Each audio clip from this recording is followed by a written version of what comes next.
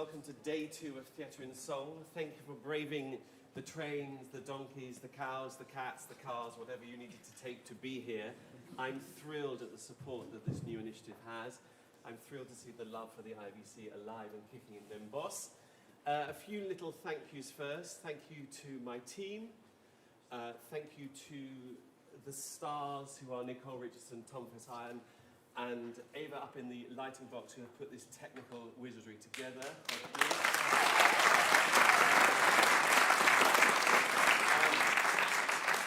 Thank you for the theatre. Thank you for this extraordinary building. Can I give a big welcome to my jury with the President, Ian Burnside, Lizenka Heibel Castagnon, Andrew Coleman, Robert Hall, Yvonne Kenny, Paul Kildane, Corny Rand. Thank you.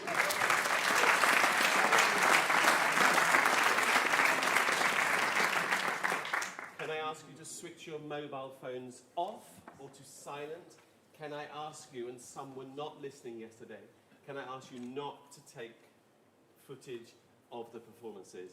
A, it's off-putting when you're, as a performer, see a little red light pop on, and also we're in a dark room where the light is really important to the performance. So if I ask you to keep the mobile phones at a minimum, that would be great. There is one change of program from yesterday to today. Your first couple this morning will be Justyna Khil and Rozalia Kierc, who appear yesterday afternoon in your program book. They present their program, The Age of Anxiety. That's all I have to say. And we will carry on from that at 10:30 with Justyna, and the order remains the same, except we've swapped the first couple around. So thank you very much. Enjoy your afternoon, and let me hand over to Anna Trombetta.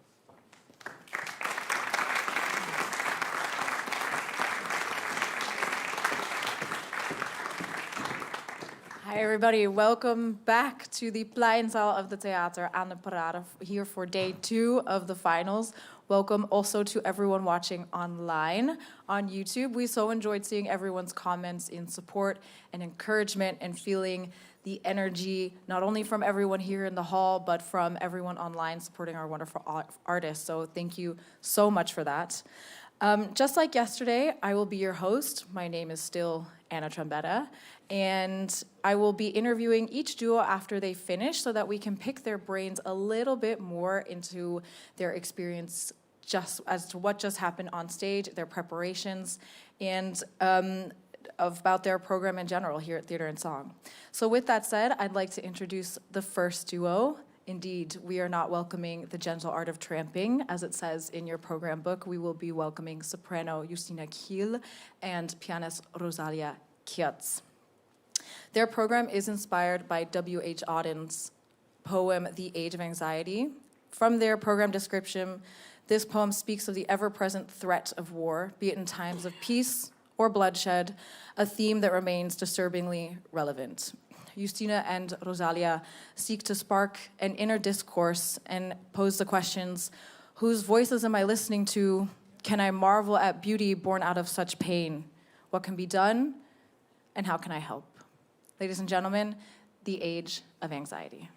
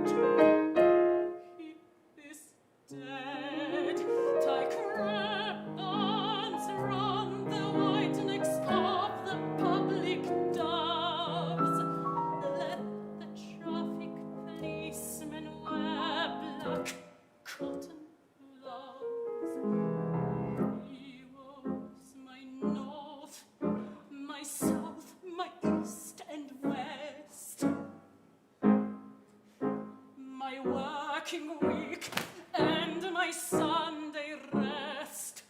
My noon, my midnight, my talk, my song. I thought that love could last forever. I was wrong. The stars are not wanted love, but of everyone. Back of the moonlight, this road to the sun. Forward the ocean, outside of the woods, 'cause nothing now can ever come to any good.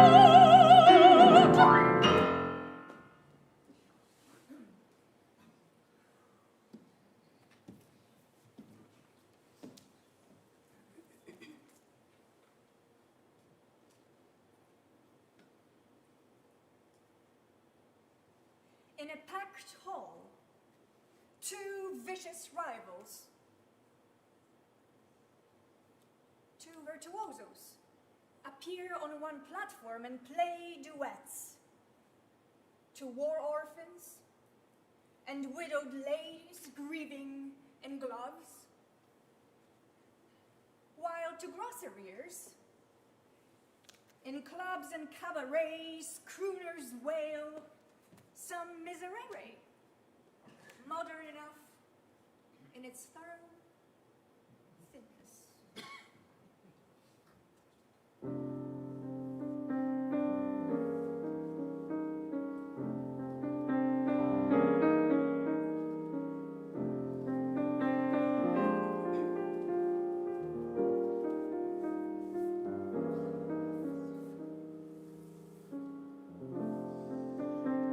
Ciekaw jestem świata, ogromnych, pięknych miast. Nie więcej, ale powiedzą, jak ten przydrożny chwast. Nie ciekaw jestem ludzi, co na złym byli stole. Wystarczy mi pierwszy lepszy.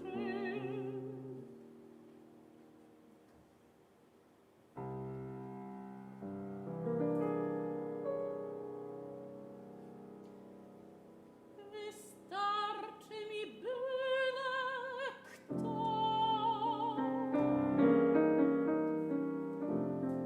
I ksiąg nie jestem ciekaw, możecie ze mnie drwić. Wiem, ja bez ksiąg nie było i wiem, co znaczy żyć.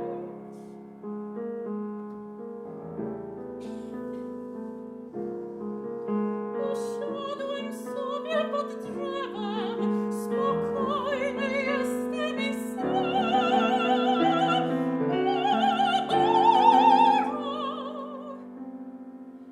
O szczęście moje.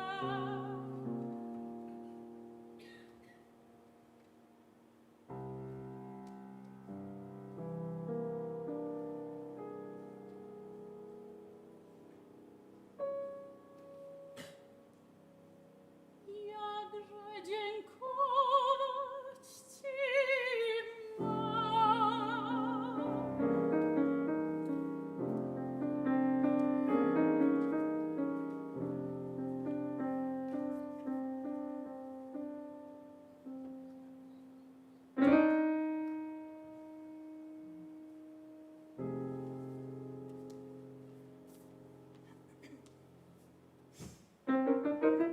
On va démarrer sur des bicyclettes, on va démarrer sur cheval jupon, on va démarrer avec des palettes, on va démarrer les pompons, on va démarrer chez Anemoia, on va démarrer les maisons pour toi, on va les pieds des enfants de Maria, on va démarrer si sans sous à toi, on va démarrer gazo, je n'envoie qu'un signe de voiture à bras, on va de la scarpe, les notes de jeu, on va des copiantes et des suicards. Oh, tu sais ce qu'elle vaut ailleurs. On voit des demoiselles de noyer. On va de maillère. On va sur les papas, c'est On va chanter, marcher, chasser, on va mourir d'ennui, de mériter, on doit péricliter des valeurs sûres, et fouiller la vie à l'assistante.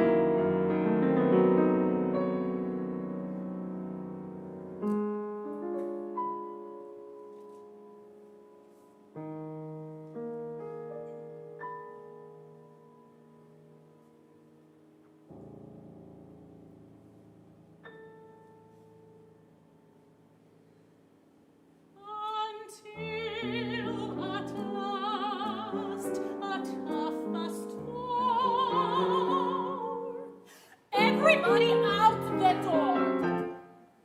She asked him, please play me one more, which he did, and as he did,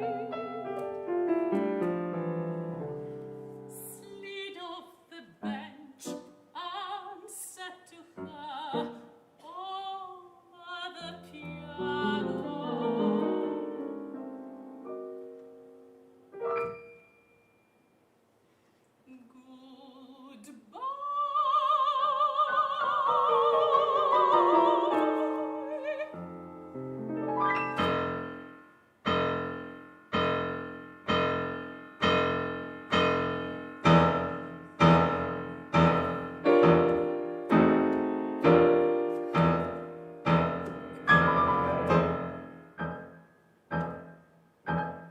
lies and lethargies, bodies the world in its periods of peace. What pain taught is soon forgotten. We celebrate what ought to happen as if it were done. Are blinded by our past.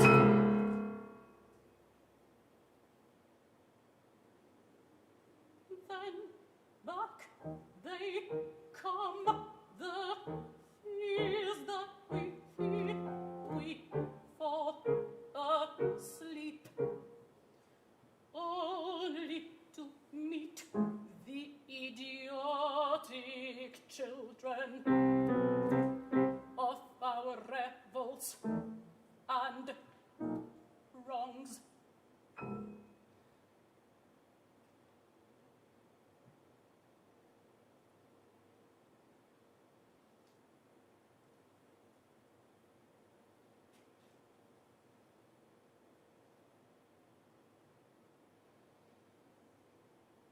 I see in mind a besieged island.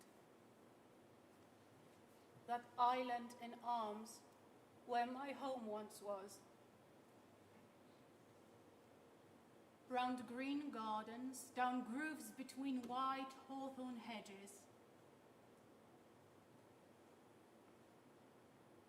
Long hospital trains smoothly slide with their sensitized freight of mangled men, moving them homeward in pain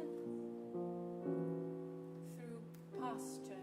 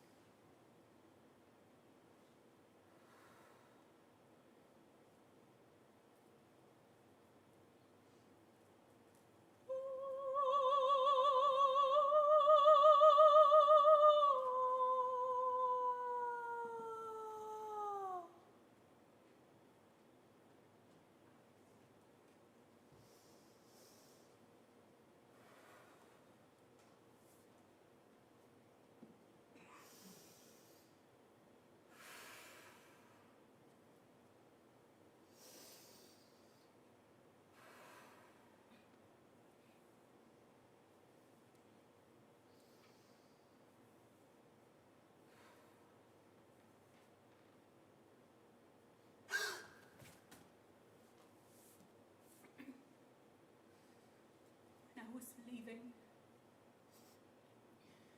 when I was saying goodbye,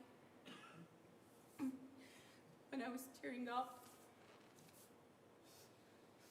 when I was weeping, when I was putting on a brave face, when I was picking up my uniform, when I was following orders, when I was saluting, when I was marching, when I was cleaning my weapon again and again and again and again and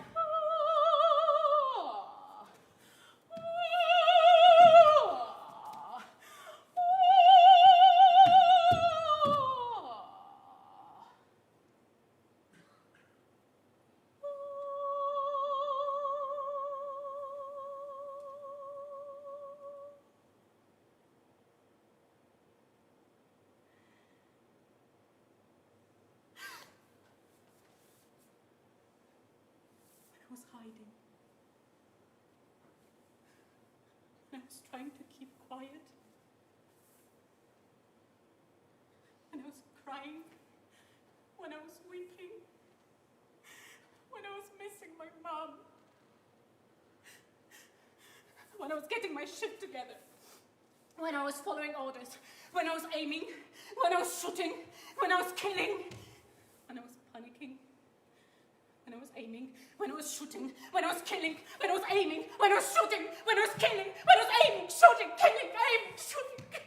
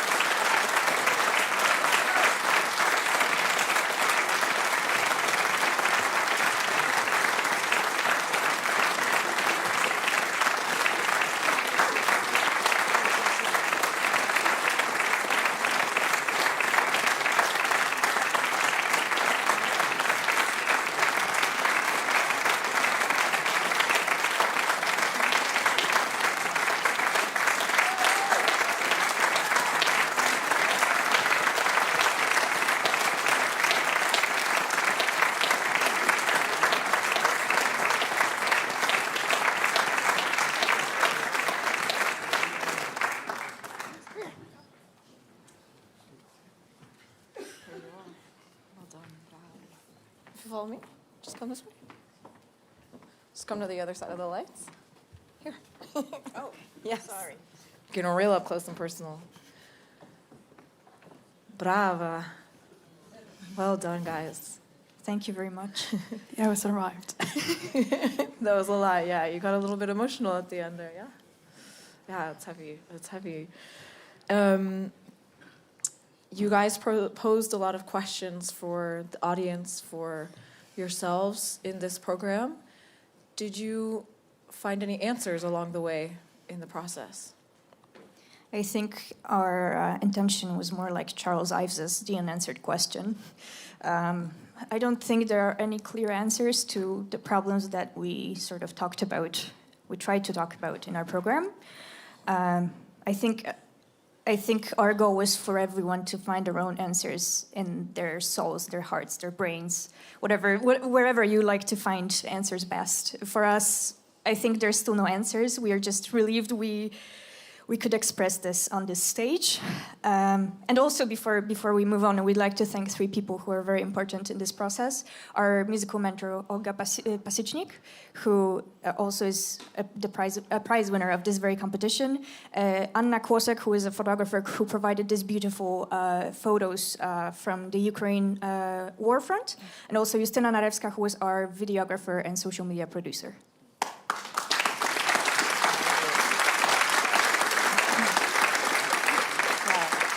So you guys had a lot of repertoire that I don't recognize. I think a lot of the public didn't recognize, which is gorgeous to discover new things. Tell us why you wanted to include those pieces in this program and also your own pieces, Rozalia. I have to say, oh, sorry. You know what? I'll let you take We're this. we're a I've been bit feeling sick. bit We under are the weather, sorry. yeah. I think we wanted people to explore this repertoire with us. We are very passionate about taking our Polish and Ukrainian repertoire abroad so that more people can enjoy it and actually appreciate it, especially in times like nowadays. As for my compositions, I just felt like this was a nice way to get a composition sort of arch at the beginning and in the middle as well. I sort of composed with the visuals already in mind, so that was also a way for us to sort of make everything more consistent and cohesive. Did you guys collaborate on these pieces? Of course, yes. There were many consultations. They were ongoing until yesterday, I would say. Oh, goodness. How long were you busy with this program, setting it up, doing all the, sourcing ideas and pictures and all that type of thing? Around 6 months, I would say. Yeah. Wow. Was it challenging for you guys to break out of the traditional lead duo format? I would say that it wasn't challenging, it was very freeing, because I already had this sort of experience while singing opera. Mm-hmm. So that was incredible for me to apply everything that I do on stage to chamber music. So I feel like I just discovered a lot of sides to myself that I didn't know were there before. Mm-hmm. This is not the first time we're sort of exploring this sort of format, and I'm going to do more productions like this season, so I'm very excited. I'm very passionate about bringing art song to a wider audience and to just incorporate different sorts of arts into music, because I think opera is not the only answer to that. Yeah. I love opera, just a disclaimer. I work at an opera, so please don't fire me. Yeah. No, but it works really well, and I love also still that you hold this sort of simplicity in it as well. It's not, it would be incredibly difficult to try and bring war to a stage, and pictures do so much for you already, and to kind of bring out the emotional power of it. And speaking of which, I mean, the topic is extremely personal for you both. Does it give you any sense of peace, any cathartic release to do this, or does it just drive you forward still? Or both? It feels incredible to be able to say something in this matter. And so thank you very much for giving us this platform, because we know it's difficult. Rozalia once joked that we will held this audience hostage for 45 minutes. So thank you very much for sticking with us. I hope it was more pleasant than a hostage situation, though. Yeah, but it was certainly very helpful to voice stuff like that. I wouldn't say we feel peace. We want to go again. We want to do it better again and again. And we want to do it in front of many more audiences. And the situation is what it is. It's not very peaceful right now. No, So for us, it's just an expression of what we're feeling even today. So it's very current. And sometimes you don't have to be peaceful after getting off stage and, producing yourself as an artist. Sometimes the answer is just, exploring all these emotions that maybe you're scared to otherwise. Because a stage is a pretty safe place to do that. And you're, yeah, well said. Do you guys have anyone watching from the Ukraine right now, or anyone and for your family somewhere else? Of course, my husband's Ukrainian, so his whole family, and plenty of our friends and family. So I guess we're very fortunate. Everyone's watching. Would you like to say hello to them? They're right there. Hi, everyone. Thank you for your support, and especially to our mentor. We are so grateful for your help and for your inspiration. Without you, we wouldn't be here. And just thank you. And please keep on inspiring us for many years to come. Yeah, thank you, Mrs. Olga. And thank you, guys.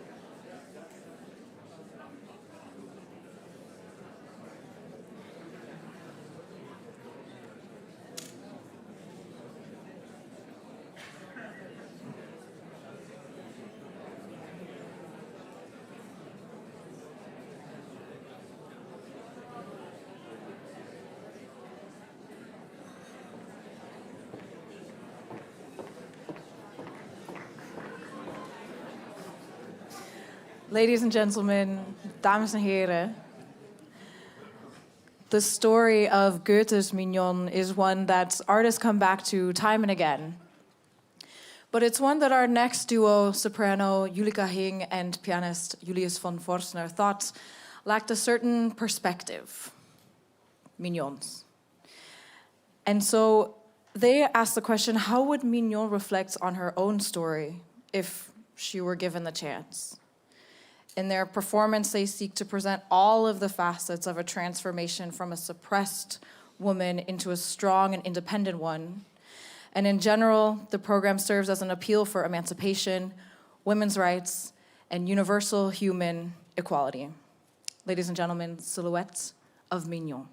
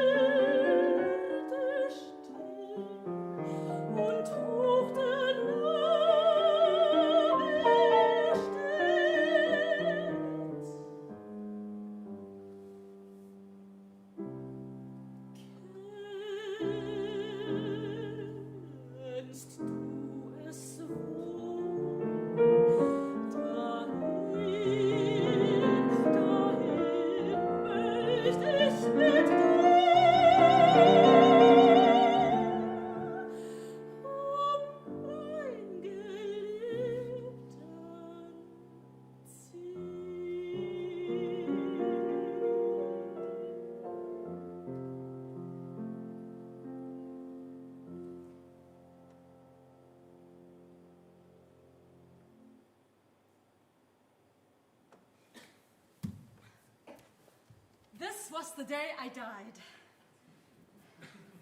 Hey, pass me the chalk, please.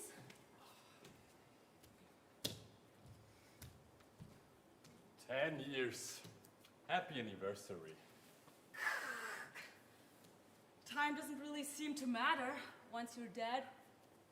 Floating around, being stuck on Earth. Especially since you found me, your ghost companion, caring for you. But you are always just waiting for Wilhelm. Always talking about Wilhelm. He was the one who bought me free from the circus. Wilhelm here, Wilhelm there. He was like a father to me. Oh, what's that? Wilhelm Meister's diary. I still can't get his image out of my head. He certainly had a false picture of you. There's so much I never told him. What are you reading there?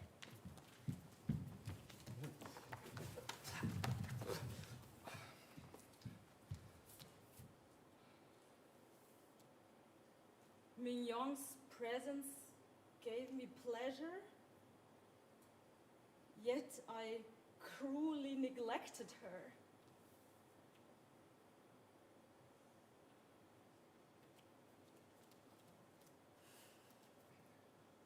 I left Mignon to herself and to all the accidents to which in a society of coarse people she could be exposed.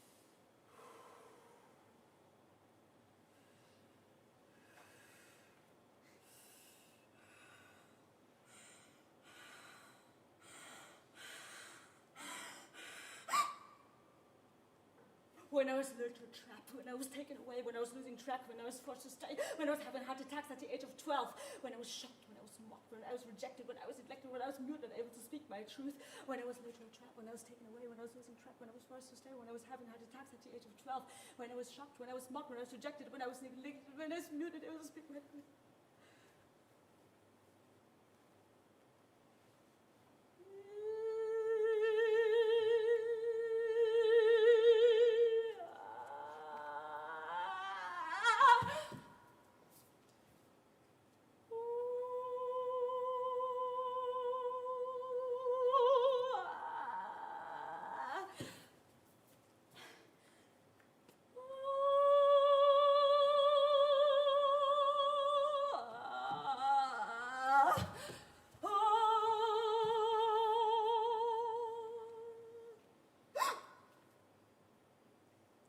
Dancing my way, when I was screaming the hours, when I was willing to losing stay, when I was plucking the flowers, when I was the perfume, mysterious the child. when I was Smiled, when I was wild, when I was desiring, when when I I was was inspiring, when I I was was carried away by my speaking my temper. truth, when I was Dancing my way, when I was screaming the hours, when I was willing to losing stay, track, when I was plucking the flowers, when I when I was was having plucking heart mysterious attacks, child.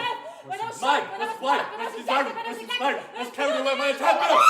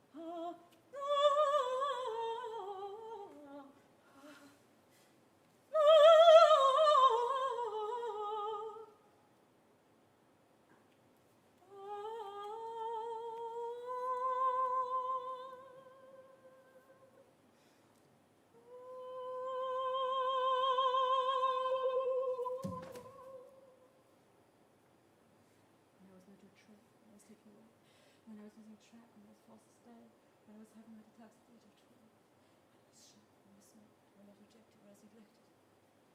When I was mute, not able to speak my truth.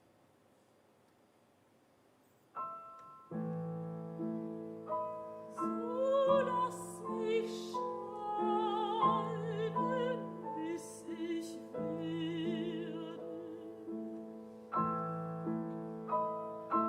Zieht mir das weiße Kleid nicht aus.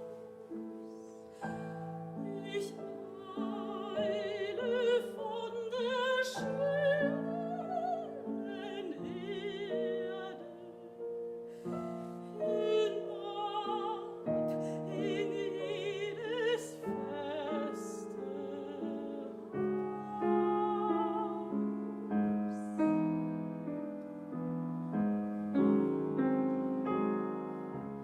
Dort ruh ich eine kleine Stunde,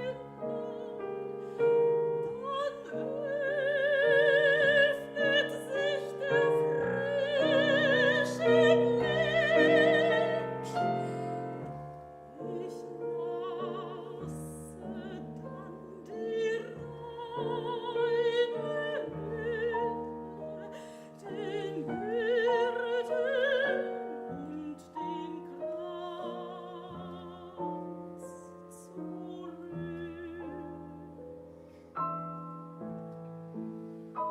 Und jene himmlischen Gestalten,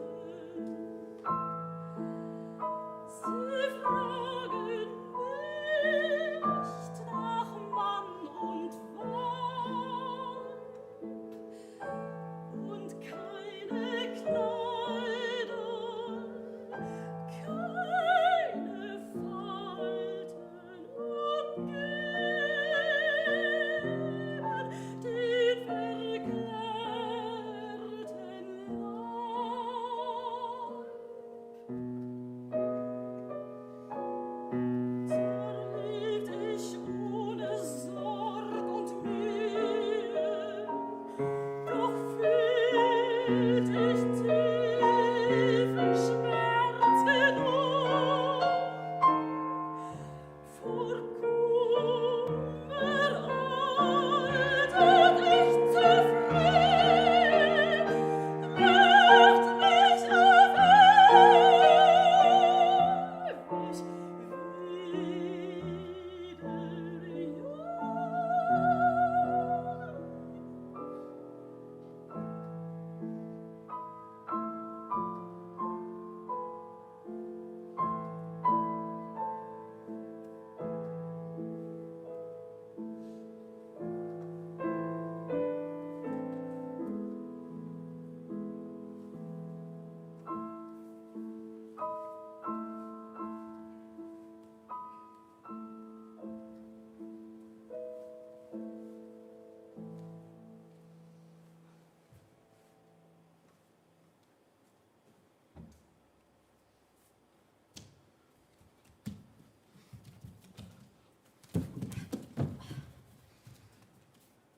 Cast forward the eye of the This Spirit. is how my own funeral looked like.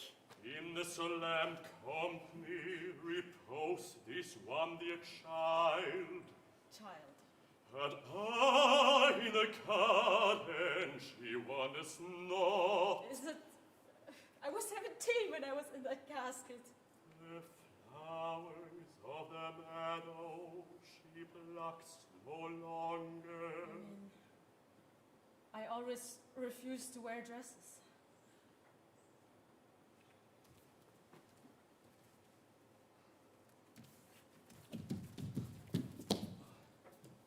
Ugh, don't ever make me do that again. As the child ran by, I thought you were I- 17. I could not satisfy myself with looking at her. The tight trousers looked very beautiful on the child. I was irresistibly attracted by its mysterious condition. The child stood upon the threshold, and I could not see it without sympathy. You never told me Wilhelm saw you like that. Everyone looked at me as if I were a mysterious child. But my heart was aching, and bursting is something I couldn't express.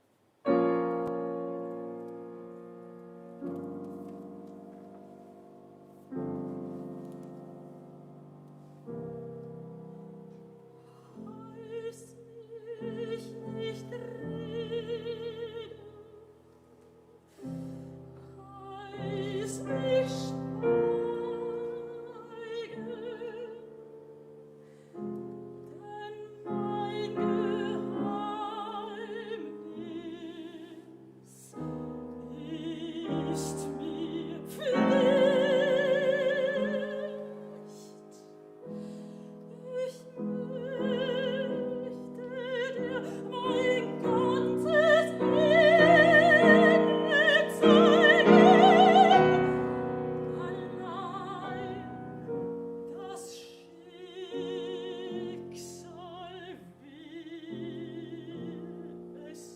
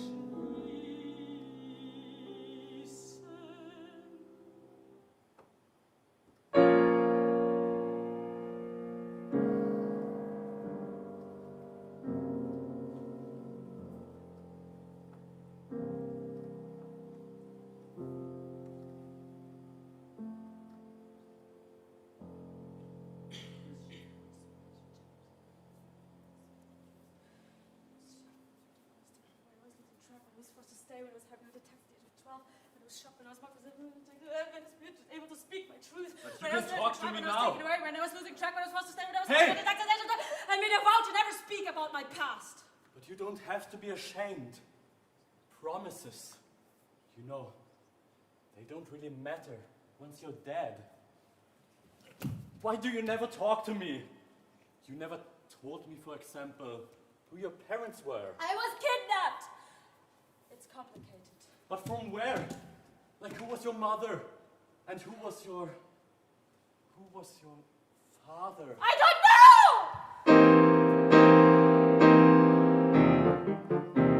Le diable court dans la nuit avec des yeux de rubis, avec sa tête vergée du fil en chance au soleil.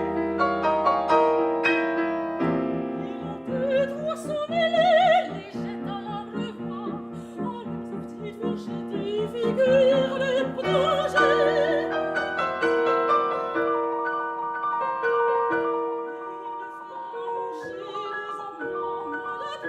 Que ne pense qu'à rire tout le jour c'est trop léger.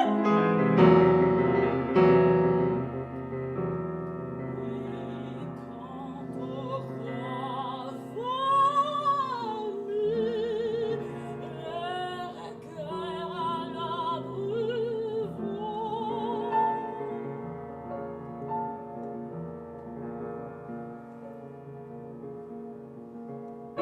Avec sa petite fourchette, il en fera des aiguilles qu'il attachera toutes deux à sa queue merveilleuse pour faire de lui du bruit.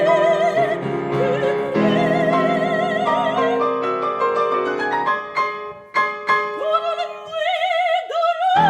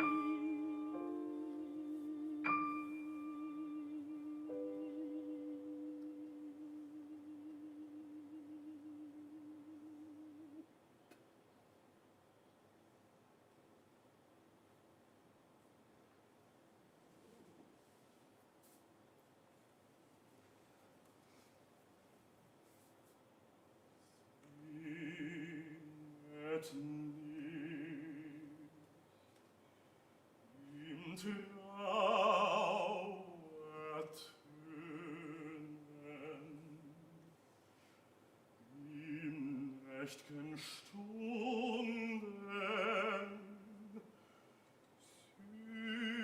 süßer Lampedämmerung fließt.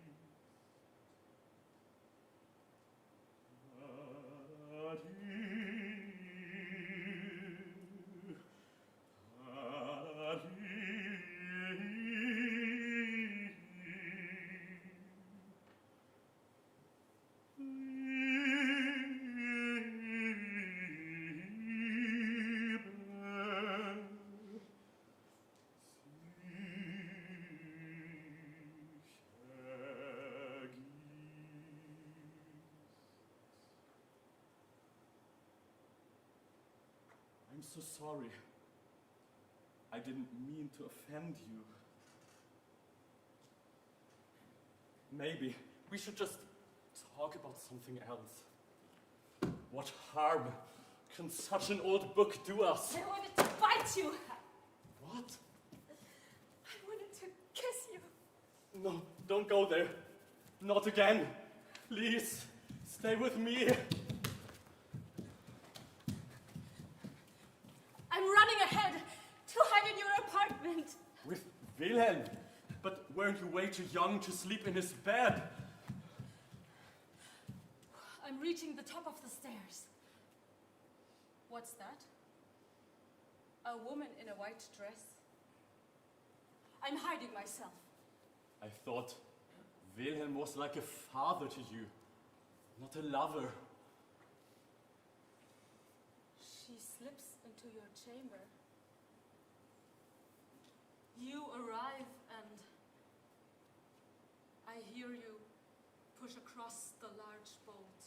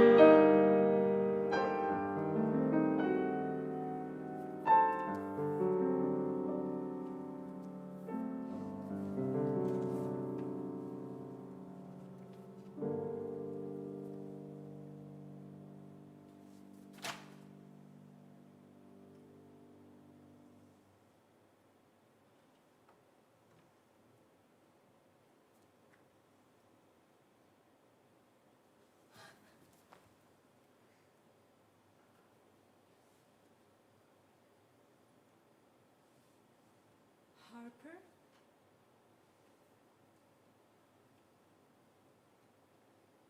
Harper. You are my father. Now I can see it. We were together all along. It was you who taught me all these songs. It was you.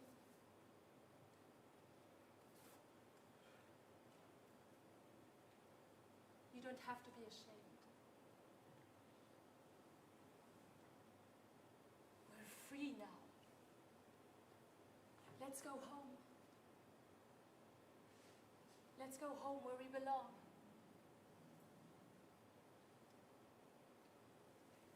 Mother is waiting.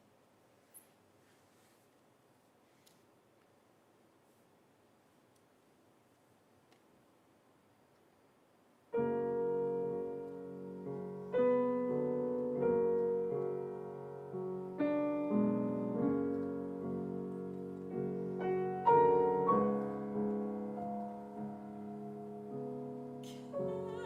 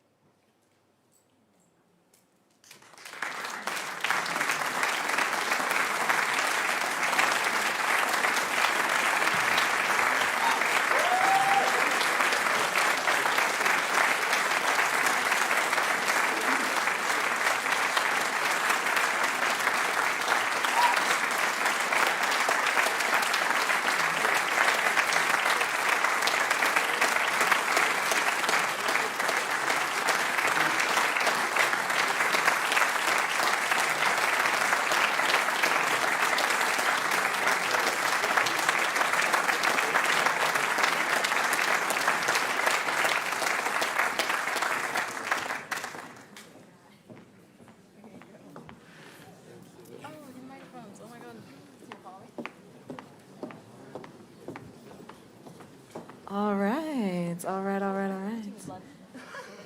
What did you say? You're eating the blood. You're covered. You're absolutely covered. Yeah. How do you feel? Overwhelmed, and it's hard to believe that this was the end. Like, that was the last time we do it for now. Yeah. Yeah, that's hard to believe. You curated it for theater and song, or Yes. We created it for this occasion. Yes. It's such an interesting idea for a program, and you can just get into this character and someone who exists but doesn't exist. Tell me about your fascination, as it were, with Mignon. Yes, so actually the first encounter with Mignon was when we, many years ago, we looked at the Wolf songs about Mignon, and we were first touched by the music, but then you dive into the world of Mignon and into the text of Goethe, and it's really a world to discover, and we were immediately kind of drawn to it, and we spent a lot of time with those songs. And then we went back and we applied for this competition. We thought, what is it, what really sits in our heart, what we as a duo discover together? And it was that topic. And of course, it was another dive into it, into the book, into the story. How to make a story that actually goes from the start to the end, portraying this extraordinary character. Yeah. What about you? I know you have. Yeah, so it was his idea to start with Mignon, and then we said, okay, we have to read the book. It's very thick. I don't know if you guys have read it. Those are a lot of pages, and Mignon is not described too much, and she doesn't say a lot. She mainly sings and says poems, but she's a very, very interesting character because she's. People think she's a woman. They don't know if she's a woman or a man or a boy, I should say. And while reading it, it's very unsatisfying because you don't know what she thinks, and then she just dies. Yeah. So how? There are a lot of works that are so outdated. Let's say, perhaps we can call Goethe's Mignon quite outdated. How do we still, in your opinion, hold value for these works while respecting the cultural significance that they had and have, with these kind of problematic things in them? I would say it's very difficult because in Goethe's text there are so many lines and surfaces, and under each you discover something more, and it's never black and white. So it's very difficult to say, oh, this is super toxic, we have to do it different now. Right. But also it makes it very flexible because you can always interpret it in a little different way. And I think our goal was to take this ambivalence that we have in the book and give her a voice, because a lot of the time it's really this oppression because she has a lot in her heart, but she's sometimes not even able to speak. Also with our vocalise, she doesn't have any text, she can't speak. But we try to let her reflect and having the possibility to set those feelings out. Yeah, and also as a ghost, she is more like I am now. As a ghost, she doesn't really have a time too. I thought maybe as a ghost she comes from this time, and it's also, of course, then a lot of my perspectives flow into the story. Yeah. What were some of the main challenges that you faced putting, as you said, quite a thick book into a 45-minute context? It was very, very difficult. Very difficult. I had to reread a lot of chapters in the book to decide what we want to quote, and also we have 30 minutes of music and only, or even more, 35 minutes of music, and then 10 minutes to have dialogues to tell a story. And it's really hard to create something that is not plakativ, we would say in German, I don't know, like that is Too obvious. Too obvious. That's too obvious or too shallow, but with a few words. Yeah. So I sat a lot of days and thought about it, and also we got some help. Also, we asked a stage director to help us. Yeah. because we really had to compress all the important stuff in there to put it in something that is comprehensible. Right, exactly. And were you tempted? I mean, you have... Oh, it's different now. Yeah. Sorry, it threw me off. Very few props, basically none, and lighting. Were you tempted to add more and more things, or did you... We were tempted, yes. But in the process, we really thought we want to keep it simple, because it's the same with operas. I mean, the most simple thing can be so touching. And this was our main goal. We didn't want a lot of stuff happening at the same time, because then it can be exciting. But I think it's hard to touch people by that. So we wanted to stick to the core. Mm-hmm. Yes. And also the invisible props, it's a ghost thing, right? Yeah. Things are see-through. You can't see them as a normal... Of course, we could see them. Yeah. Of course, yeah. And so one last thing, I saw the mention of the Stanislavski method in your program description. For people who don't know, can you just describe what that is a little bit and how that feeds your process? So basically, you ask yourself, as the character, all the W questions, like where does she come from, where does she go? In German, we say W questions. I don't know if it's the same in English. You ask where, when, how does she look like? What is she wearing? All those outer circumstances you try to define very, very concrete. And then you just do it again, and it's very, very different how you do it. Just because you know, I imagine I'm wearing the actual costume, but or I imagine I'm coming from waiting 10 years on Earth for something to happen, and I'm waiting for something and I don't really know what for. Where am I going? I'm looking for Wilhelm. Maybe he's here as a ghost. And I'm unsatisfied because I'm still dependent on him. So all these things you tell yourself, even things like my jacket is white and I wear a blue blouse. Even if you're not wearing it and you start playing, imagining that, it really helps. And instead of putting too much pressure on the song, literally being so meaningful, you know what I mean? Like when you know where you come from, the point from which you move really matters. I think. You just give the character some depth and some richness before you're even, instead of letting the set or whatever it was do that for you, which is interesting because then you kept it so simple. Indeed. Also, then you don't have to decide everything so precisely. You're not like, oh, now I feel like this tiny emotion and this tiny emotion, but you kind of just know where you are, know where you come from, and then you feel the right thing already. You have one goal. Yes. Yeah, you have one motivation that you want to express, and that's why you sing, basically. Yeah. Well, thank you for giving Mignon a voice and showing us this other world that could exist. Thank you guys so much. Thank you so much. Thank you so much for loving us. Thank you.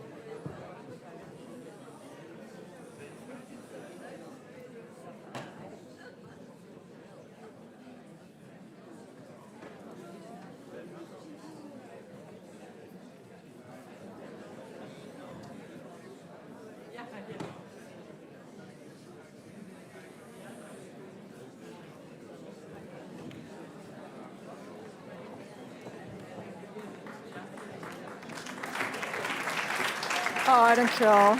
Thank you so much. Ladies and gentlemen, our final duo this morning, before we break for lunch, decided to tackle a subject, an element that we deal with every day, yet tend to not realize the power that it holds and can't hold.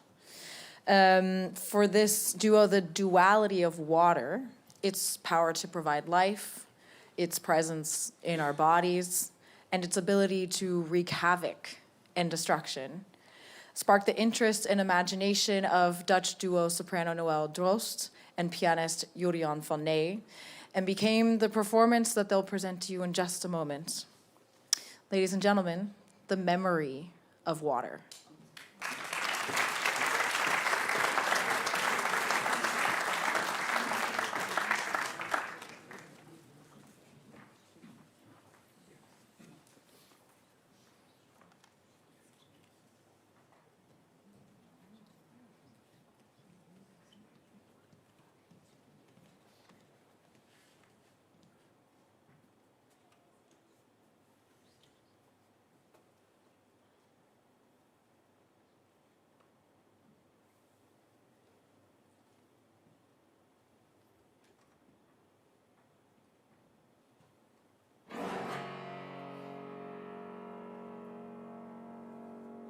Once upon a time, there was a single drop of water. Already, for ages, it has traveled. It has seen everything. It has touched the skins of kings, of queens, Of fools, of madmen, of peasants and sailors.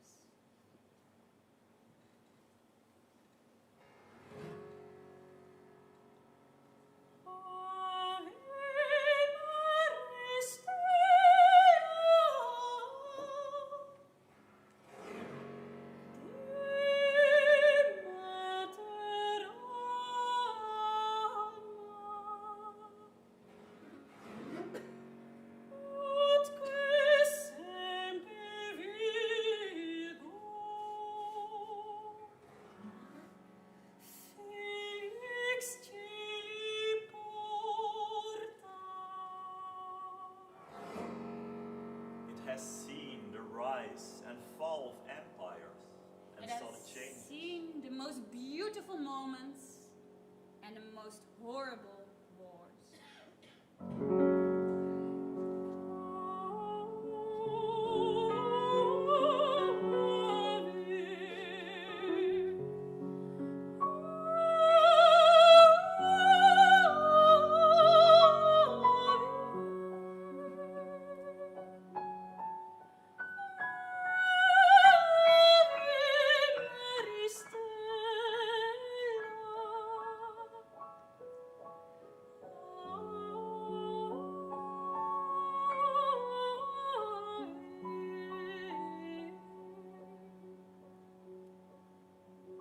It has seen the power of nature and the resilience of mankind. It has been a mist. It has been a snowflake. And of course, it has been a raindrop in a thunderstorm. But when this thunderstorm went away, everyone was talking about the destruction it left behind. Though no one, not even the king himself, remembered it all started with one single raindrop.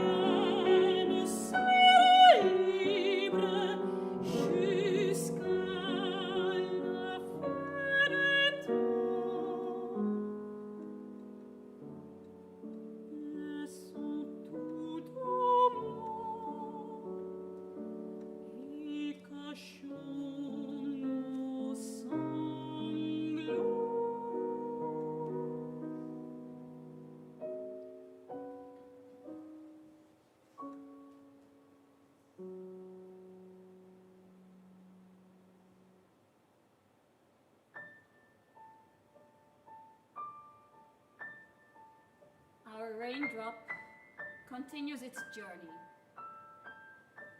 It fell from the sky, touched the ground, and is now on its way through the groundwaters to the river.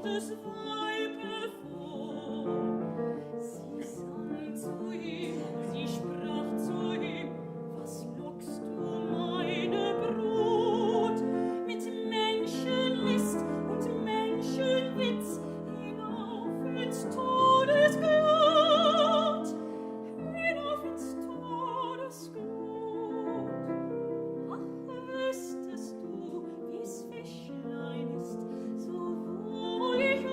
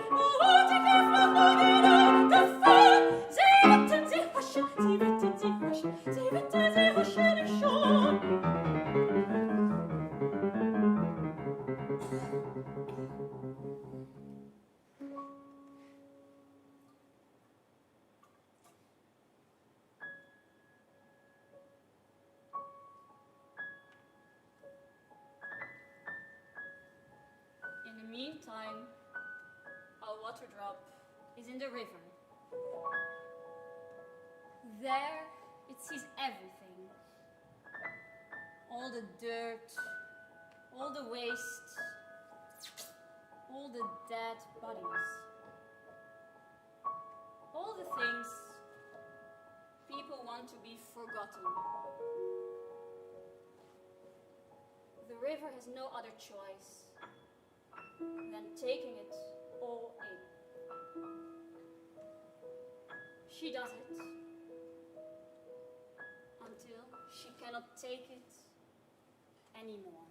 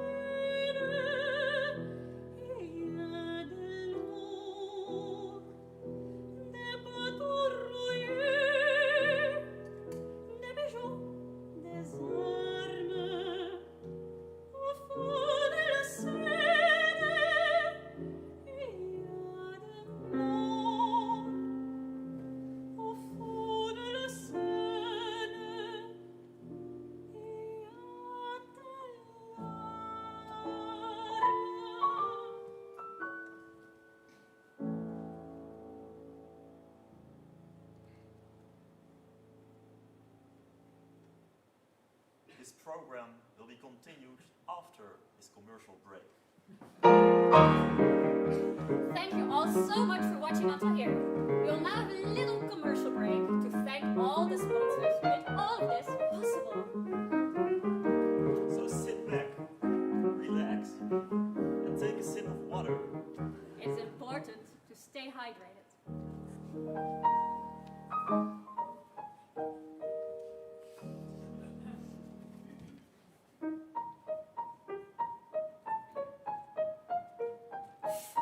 Unfortunately, the way we travel is changing. Together, we're on the road for a more sustainable future. Because traveling more sustainable is our greatest adventure ever. With our Fly Responsibly program, KLM is taking the lead in realizing a more sustainable future for aviation. But we can only succeed if we all work together. So join us today for a more sustainable future.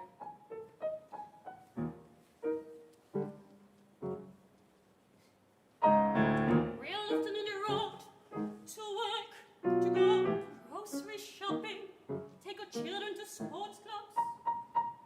It is important to reduce CO2 emissions as much as possible. Struggling with that? Together with Shell, you can help the environment by driving CO2 neutral. Climate change is a speeding train. It's ramming through stations and headed straight for us. So, what is ING doing? We're trying to help slow it down by financing billions of euros into green projects and companies all around the world. The real deal days at KLM are here, with deals for moments that really matter, like going on adventures together in Aruba for only 599 euros. There's only 2 real deal days left, so visit klm.com today. If you choose sustainable fuel during the KLM Real Deal Days, KLM will double your contribution. Because if we travel more consciously, every moment will be even more beautiful.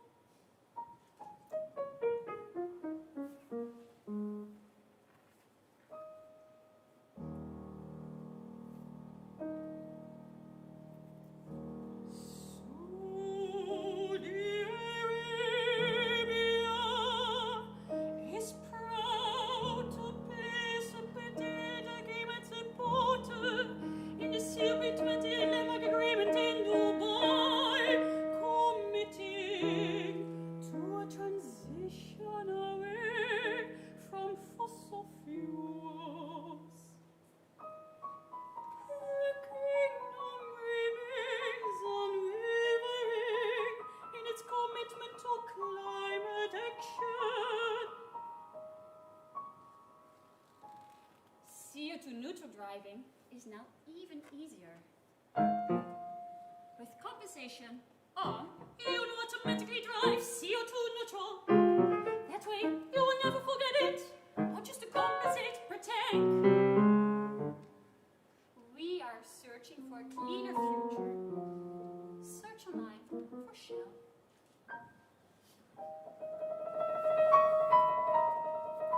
Saudi Arabia is spearheaded into climate action and is proud to play a key role in international collaborations for a more sustainable global future. Saudi Arabia's tree planting target of 10 million trees is one of the highest in the greening program globally to the desert and to an oasis. Neutralize the impact on our flight with a CO2 zero service.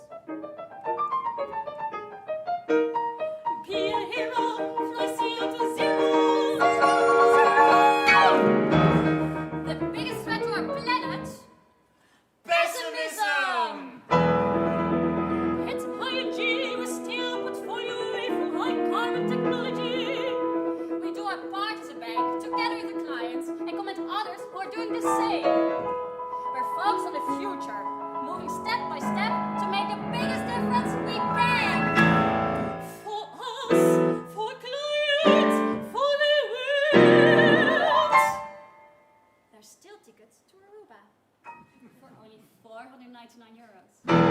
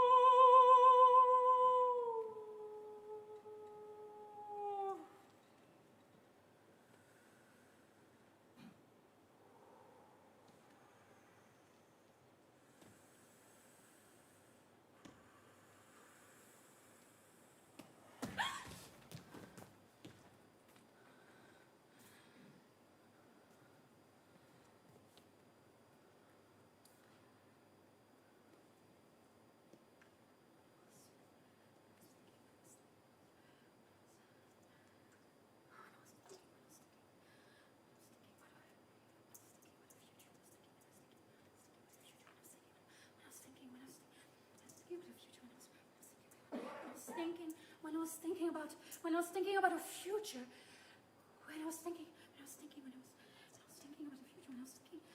thinking about a future, when I was thinking about a future, when I was thinking about a future, when I was thinking about a future, when I was thinking about a future, when I was thinking about a future, about our future.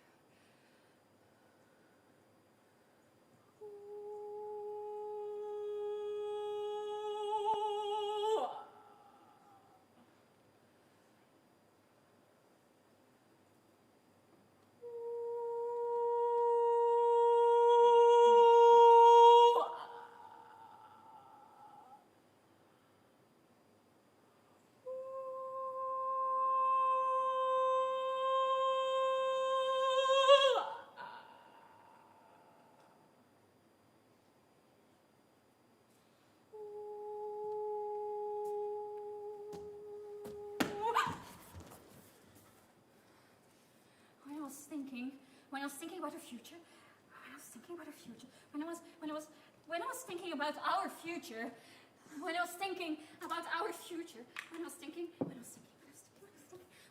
about a future, when I was thinking about a future, and about a future, about our future, when I was thinking about our future, when I was thinking about a future, when I was thinking about a future.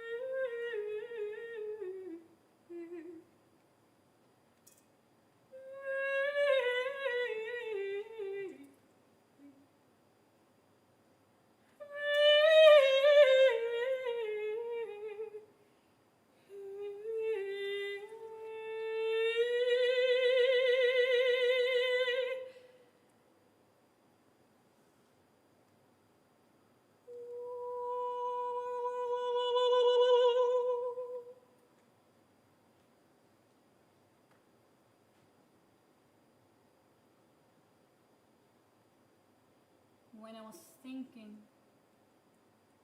about our future.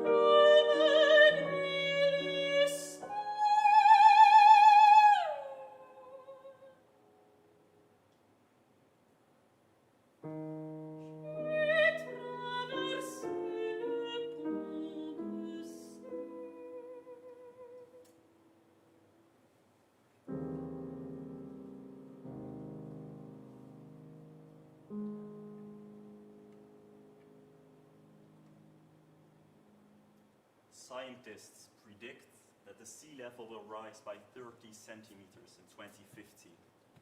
35 people died during a hurricane in Florida. That will mean trillions and trillions of dollars in damage. 235 people died during floods in Spain. Entire countries will disappear 10,000 under of the people water. will be homeless because of the sea Netherlands, levels rising. Denmark, 300 people big died parts during of the United tsunami Kingdom, in of Thailand. China, of the United 200 States, people Canada. will die. On veut de maquisser de bicyclette, on veut de malou à cheval jupon, on veut de morveux avec Evalette, on veut de papier brûler la pompon, on va les manger la varille, on va les manger les vis au pain, on va les pieds des enfants de Marie, on va les donner des œufs, on va les voitures à gazogène, on va aussi les voitures à bras, on va de l'Oscar, qui l'ont déjà, on va des coyotes et des smicarottes, on va d'ici.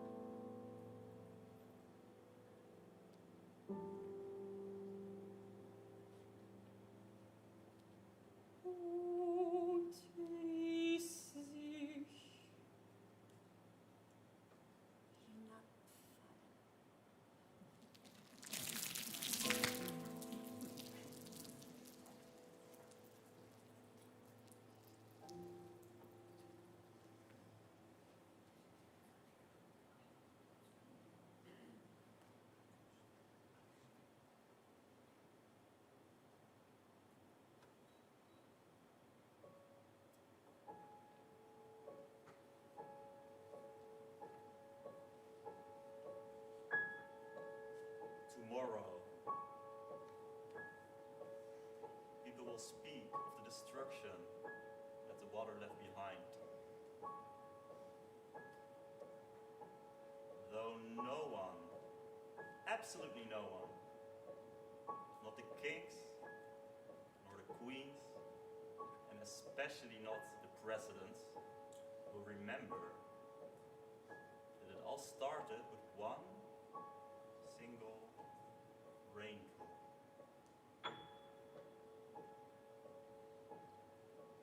The water will remember. It is humans who forget.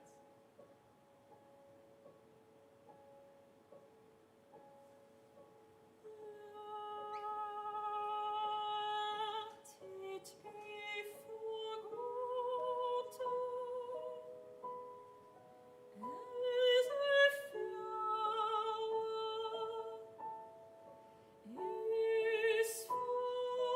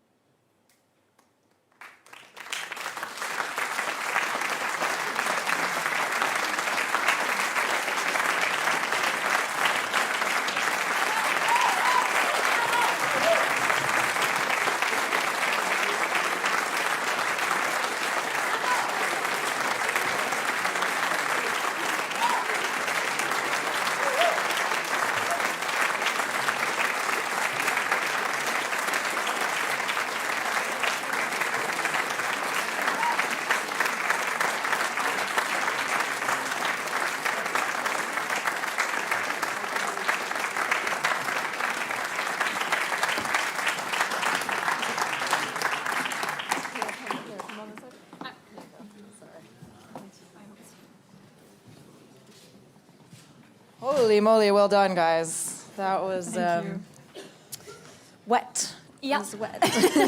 Exactly. Wonderful. I had to, well, you made me cry, so Thank you. well done. I'm not going to ask you why this program is important, because I think that's fairly obvious for all of us. But I will ask you what you guys think we as individuals can do to help this, because as you pointed out in your very entertaining commercial, there seems to be a lot of greenwashing, a lot of, let's say, gaslighting and misinformation, and also just trying to convince us that this is correct. This is what we're supposed to be doing. Yeah. Yeah, I think that's also the tricky part of it. It's hard to know what is true, what is not true.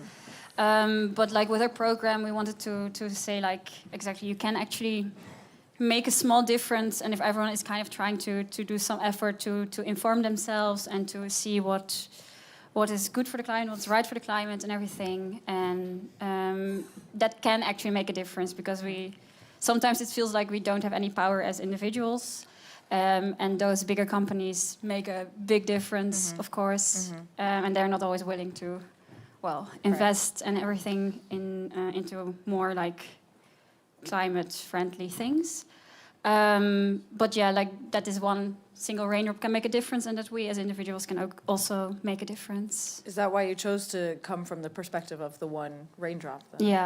Yeah. How did that idea develop, begin, let's say? Well, yeah, I mean, actually, we found first this piece, De Explodie aan de Kop. And I was like, okay, this is a cool piece. We should do something with it. And then I read this book. It's called There Are Rivers in the Sky by Elif Shafik. And that's really an amazing book. And that was for me the inspiration, actually, to build like this program. Because it also started with one single raindrop. It's all about water and how it's connecting everyone. And yeah, then when I was reading that book, I was like, okay, this is really cool. And I want to do something with it. Yeah. How much did you guys collaborate on this? You have a lot of fun during your rehearsals, I see. They made a very fun video for our social media. You guys should check it out. Yeah, I think Noëlle is the mastermind behind the concept of the program. And it's really amazing to see how creative she is and how versatile also. Because she has so many great ideas about the lighting, about staging, about the concept of the story.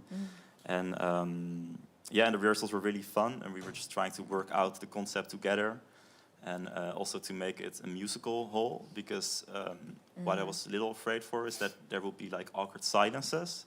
So sometimes I would be playing little intermezzi that resonates with the pieces that were played before, to kind of connect the performance as a whole. And we kind of worked our way together towards today. And feel like you're the musical mastermind, more or less. Yeah. I like to compose. So, Cool, very cool. And so there was one thing in the commercial, if I'm paraphrasing a little bit, the biggest threat to our planet is pessimism. Yes. Right?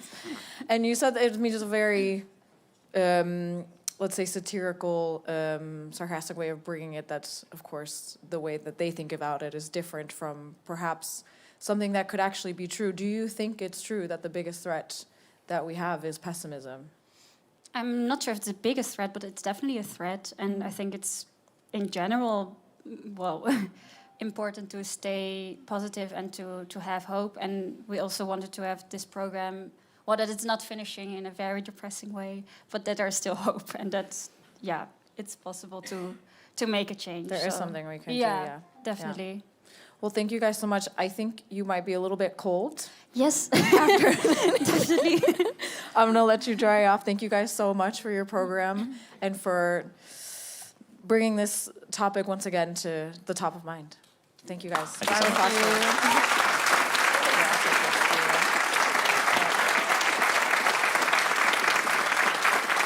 All right, everybody, we will return at 2:15 for the next two duos, 2:15 after lunch. Thank you guys so much. We'll see you then.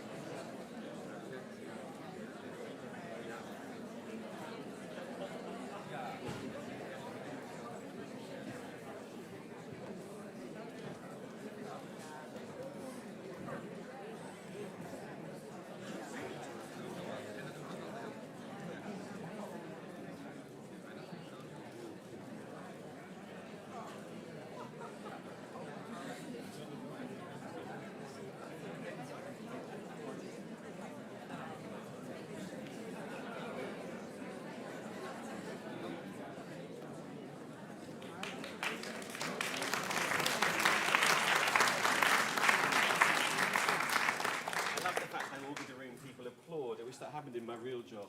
No. Welcome back to the last two participants in Theatre and Song. Wow, is all I have to say is goodness, what an extraordinary thing this actually is. I introduced this morning our main jury. I would like to introduce, we have two other juries, our press jury and our junior jury, both of which you're very welcome and thank you for your hard work today. Round of applause. The planning for the afternoon goes as follows. We will have these two participating duos, and we will then finish at approximately 4:15. At 5 o'clock, we will do the presentation. That means those of you who are here for the presentation, I think that is the most important thing to have everybody here.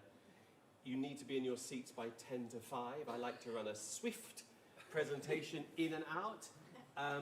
We're going to need all the time we've got to try and work out what is going on with who wins and all the presentations of the prizes.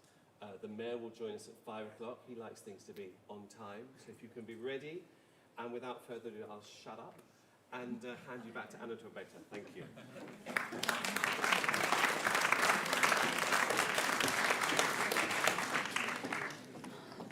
I'll be quick because that ship needs to be tight indeed. Guys, we have seen 9 amazing duos this weekend. We have 2 more to go before the awards ceremony. I just want to thank all of you for being here, for celebrating art, song, and leads. And I would just ask everyone to give yourselves a round of applause, ladies and gentlemen, please. Come on. Come on, please. Yes, it's important that we have an audience for this amazing art form and these amazing artists. So thank you all so much for being here. The second Dutch duo of the weekend, the third Dutch duo of the weekend, is about to take the stage, and I have a sneaking suspicion that it's going to be a little crazy. Mezzo-soprano Roza Herwig and pianist Julius presents Crazy, He Calls Me. It's a theatrical program about intense longing for love and going just a little bit crazy trying to find it.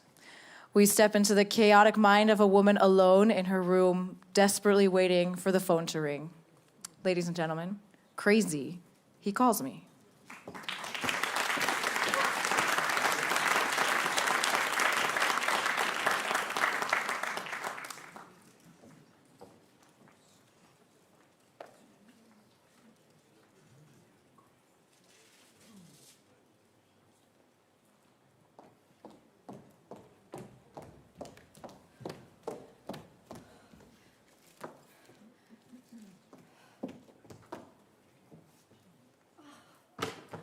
When is he finally going to call me? I've been waiting for an hour!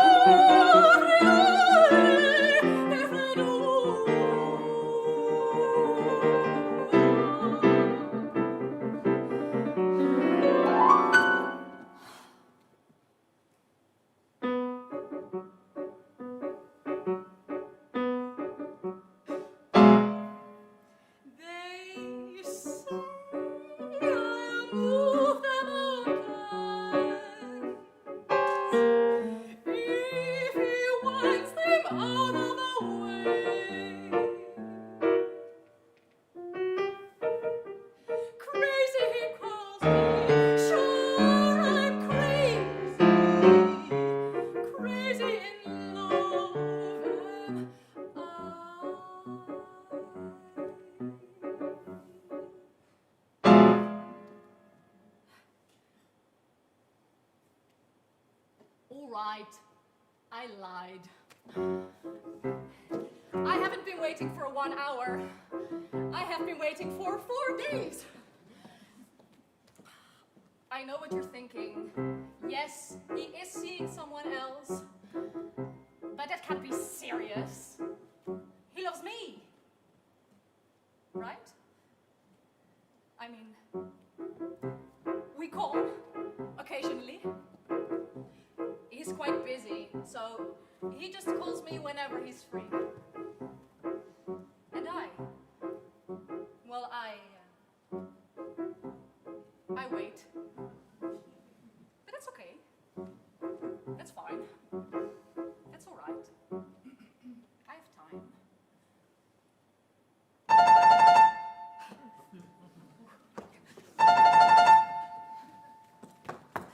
Hi, Johnny. Oh, hi, Mom. Yes, I'm fine. No, I'm not waiting for Johnny to call me. I was just saying his name out of habit. Yes, I'm sure. I'm all right. Thank you. Bye. Oh. It all started so well. So romantic. We met each other in the park.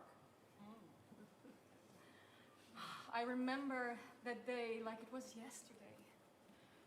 It felt like a fairy tale.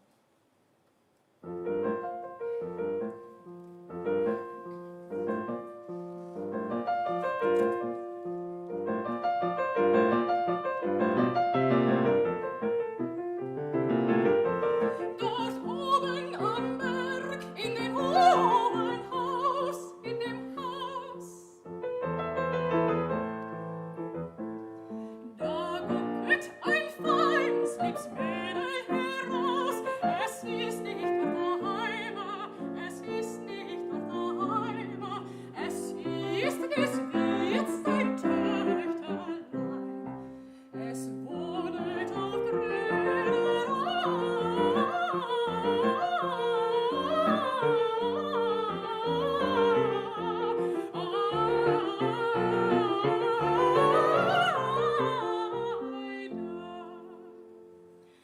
Mein Herz ist wund, komm Schätzle, mach's gesund. Dein schwarzbraune Äuglein, die haben mich verwund. Dein rosiger Mund macht Herzen gesund. Macht Jugend verständig, macht Gott lebendig, macht Kranke gesund, macht Kranke gesund. Wer hat denn das schöne Liedlein erdacht, es abends 3 Gänse übers Wasser gebracht? 2 graue und eine weiße, 2 graue und eine weiße. Und wer das Liedlein nicht singen kann, den wollen sie es pfeifen.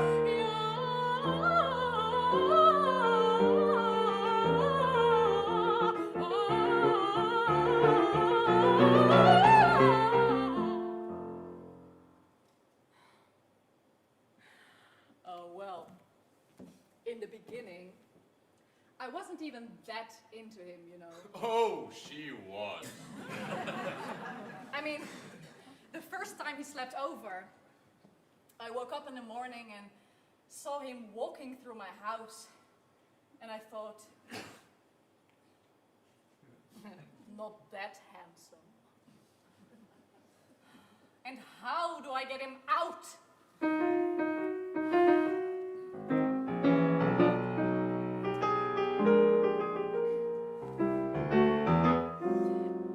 It's toothbrush time. 10 a.m. again and toothbrush time. Last night at 9:30, it seemed okay. But in the light of day, not so fine at toothbrush time.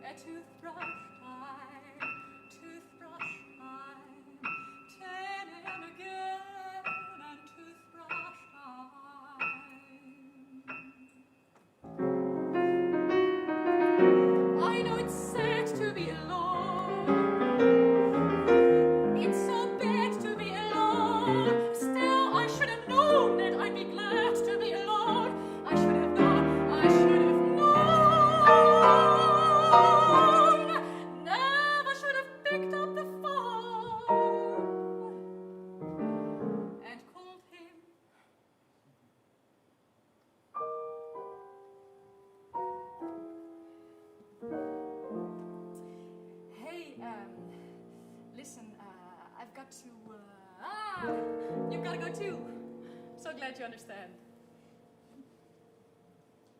And by the way, did you say 9 tonight again? See you then. Toothbrush time.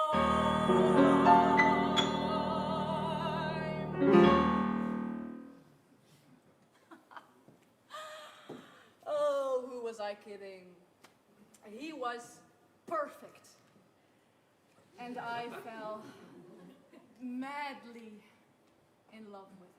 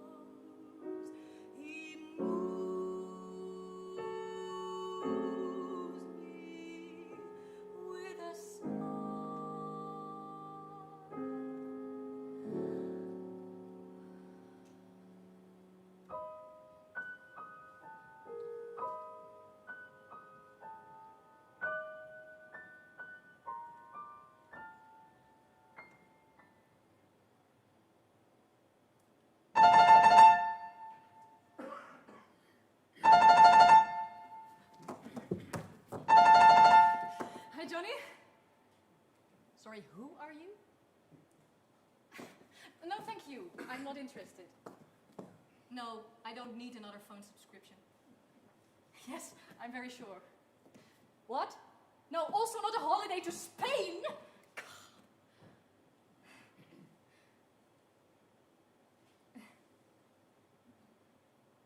Well, speaking of Spain, Johnny and I had the most romantic trip.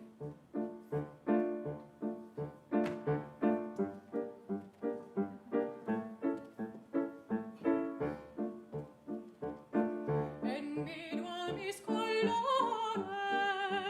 ay,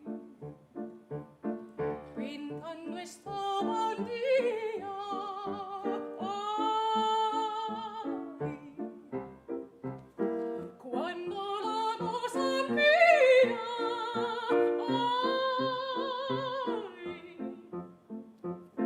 me viene a atormentar, ay,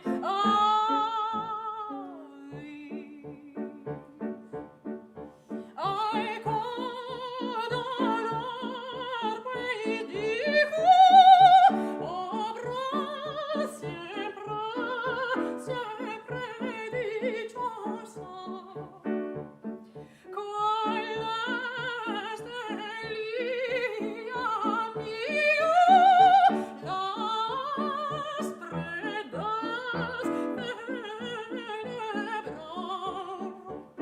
Las prendas celebrar, las prendas celebrar, las prendas celebrar.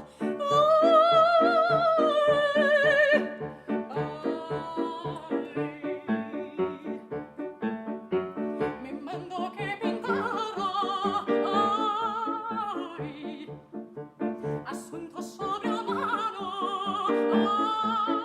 ay, pero la mandó en vano,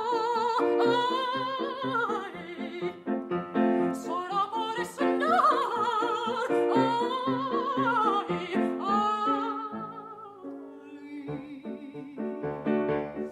ay, cuando largo y dijo, habrá siempre, siempre dichosa. ¿Cuál es el día mío?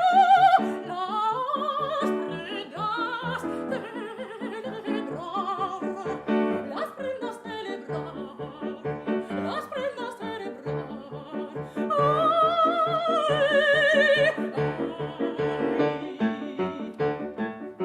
Mi alma reconoce, ay, la fuerza de la bahía, ay, mas mi verde se estrella, ay, en tanga de cantar, ay,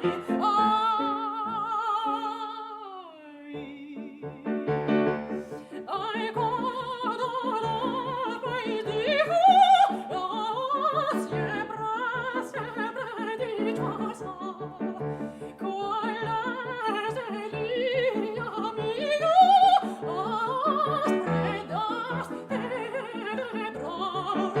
Las prendas celebrar, las prendas celebrar,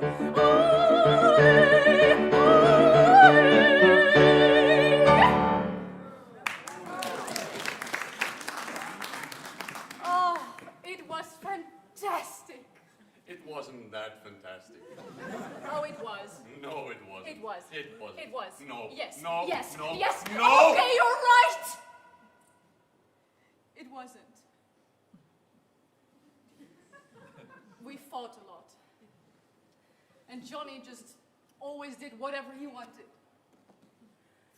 One time, he said he would come by. And I just sat there, waiting. All night long. Maybe I should just have listened to my mom. She never liked him anyway.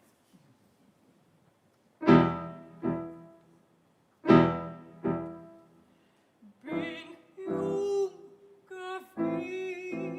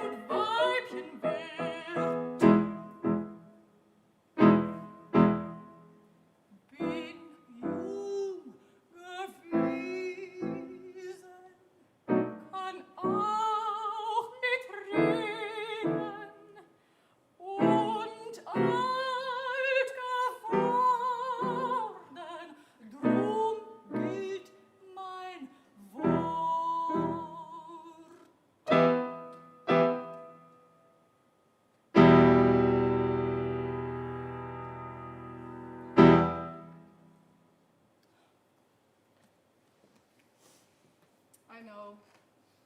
You're probably thinking, plenty of fish in the sea. You'll find someone else soon enough. But it's not that easy nowadays. The other day, I was sitting on the train and there was total silence. Everyone was on their phones. No one was talking to each other. Is that our reality? The world we live in now? Where people mostly have contact through their screens, but not with the people around them? Maybe it was different in your times, but in my times, the dating life is quite difficult with all the apps. And I feel like everyone gets so critical and only focused on their own successes, their own careers, their own lives, in their own bubble. So how do we still find real connection nowadays? Can love still be spontaneous, casual, naturally romantic, like in the old days? Meeting each other in a hotel bar. Solitary hotel in mountain pass. Autumn. Twilight. Firelit. In dark corner, young man seated. Young woman enters, restless, solitary. She sits. She goes to window. She starts. She sits. Twilight. She thinks.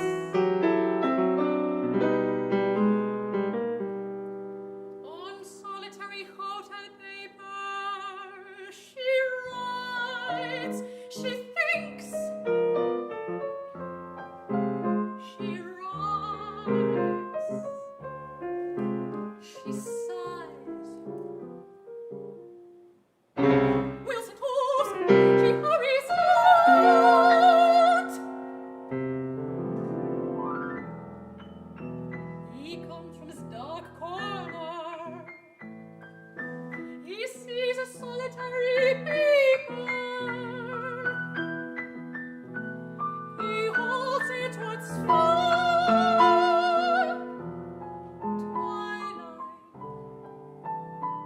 He reads. Solitary. What? In sloping upright and backhands. Queen's Hotel.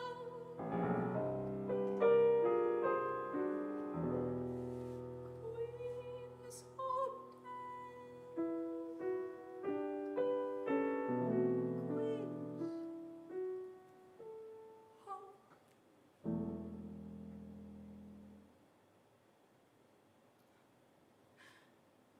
And then, afterwards, in the hotel bar, you get a drink or two, or three. Or 4, 5, 6, 7, 8, 9. Oh, how drunk do you want me to be?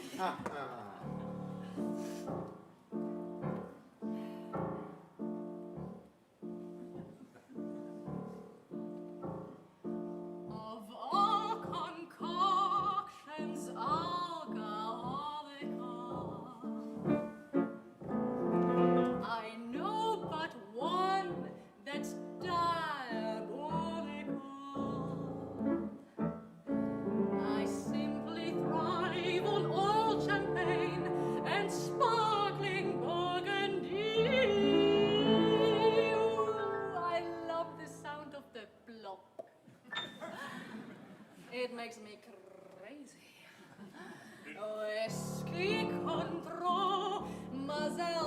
rum, name it.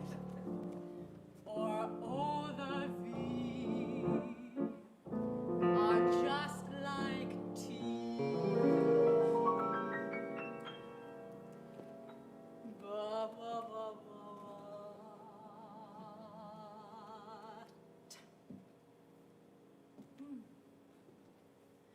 Vodka. Don't give me vodka. For when I take a little drink, I forget to think what a little drink can do to me. Vodka. Don't give me vodka. You're crazy. I go and when I take a sip, I begin to slip. And I start romancing with a man that I am dancing with. For vodka makes me feel vodka. I go and grab a 6 for 2. Anyone will do if he's only wise enough to see. I'll not scream should he kiss me. Couldn't if I would. Wouldn't if I could. Vodka, you ruin me. Vodka, don't give me vodka. When I take a little drink, I forget to think what a little drink can do to me. Vodka, don't give me vodka. For when I take a little sip, I begin to slip. And I start romancing with a man that I am dancing with. For vodka makes me feel vodka. I go and grab a 6 for 2. Anyone will do if he's only wise enough to see. Stop the music. You thought I would finish this song without finishing my drink?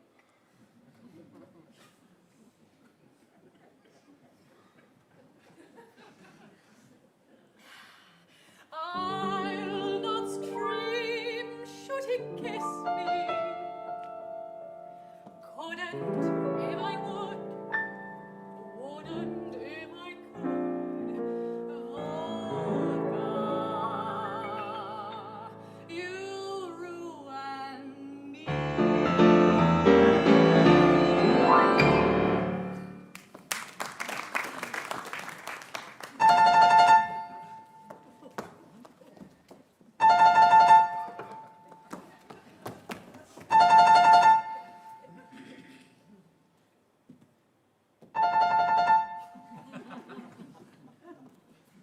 Yes, hello? Oh, hi, Johnny. Yes, good. And you? No, I'm just here with some friends. Yeah. And you? With Nina. How wonderful. Yes, and what did you do today? Ah, you have to go. Okay. Yeah, no, that's fine, no problem. Yeah, I have to go too. Yeah. Okay. Well, wait, Johnny, can I have 5 minutes? Johnny!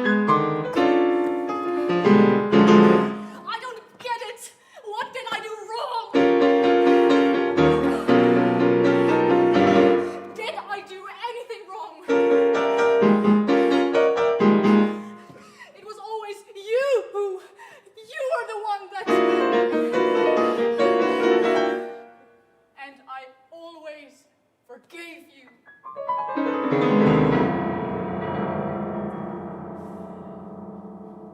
Bastard.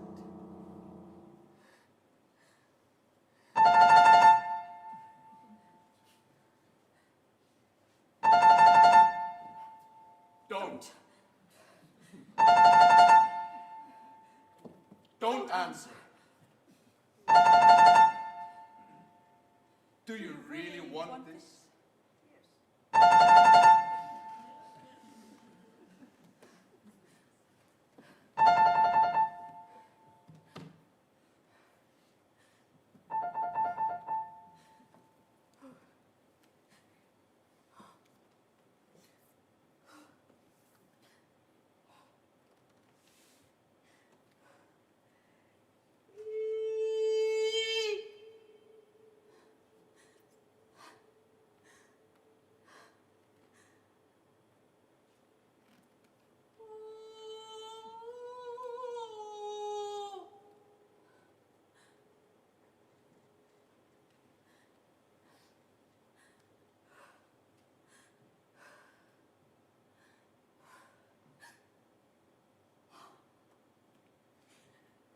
when I was calling, when I was laughing, when I was crying, when I was talking, when I was loving, when I was saying that I forgave him, when I was thinking, when I was calling, when I was waiting.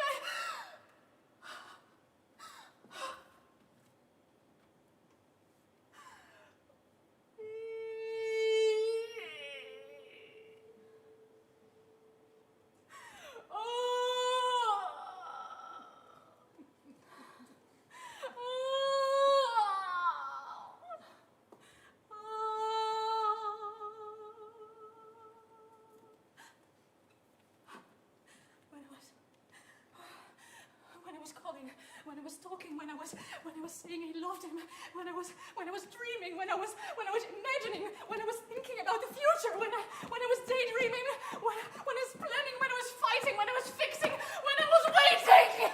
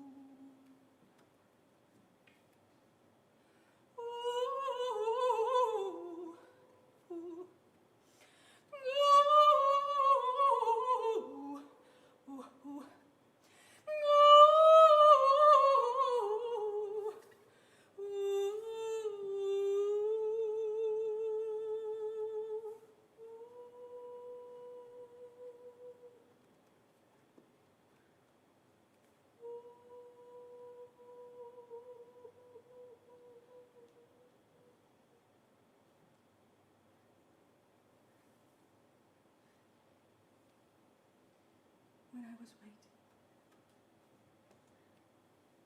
when I was loving, when I was laughing.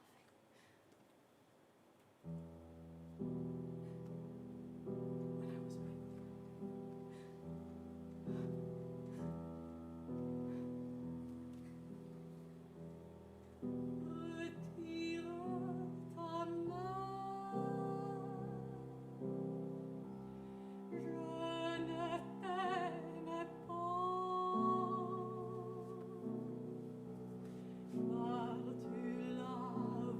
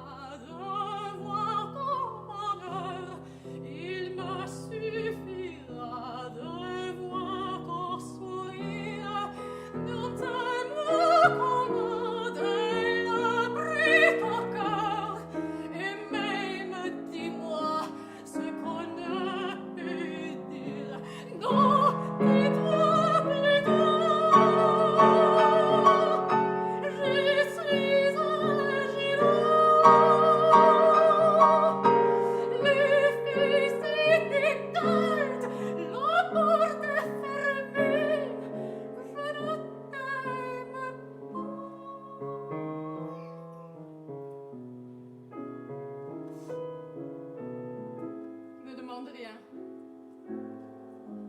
Je pleure.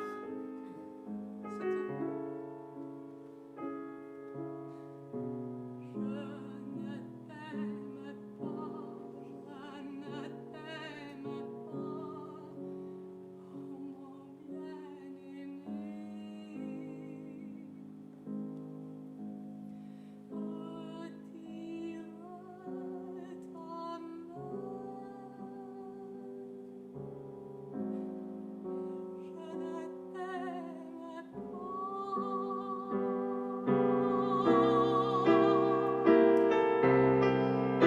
Je ne t'aime pas.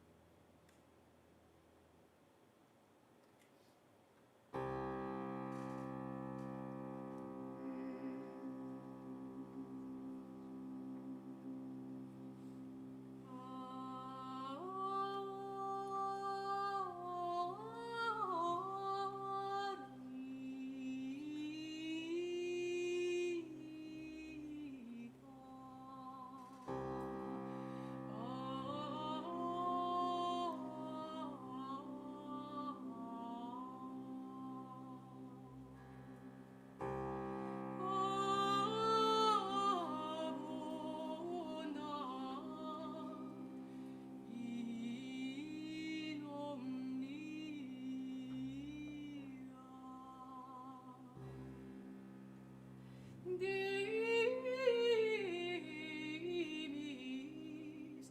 excellentissima,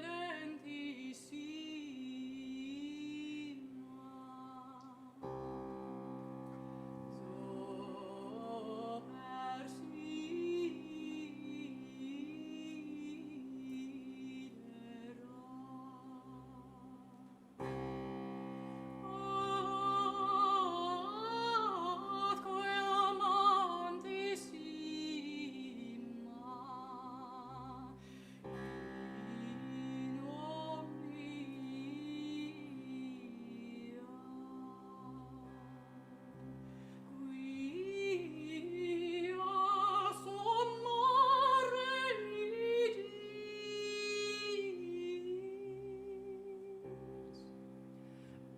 Apollon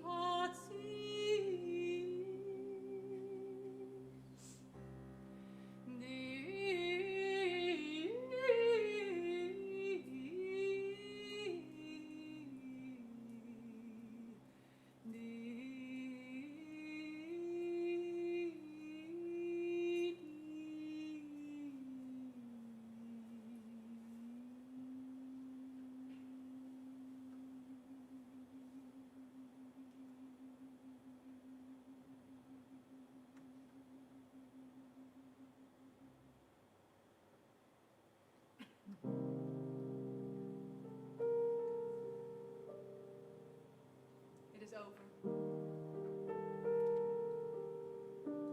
We are over. Your dark hair, your smile, they are for someone else now.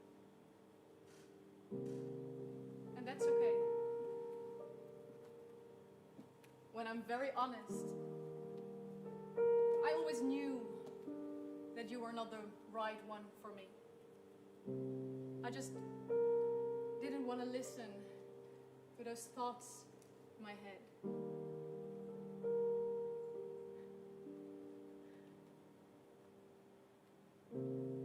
So from now on, I choose to listen to myself. Trust my instinct. Be open. Be brave. And maybe next time, when I'm sitting on the train and I see someone nice, I will talk to them.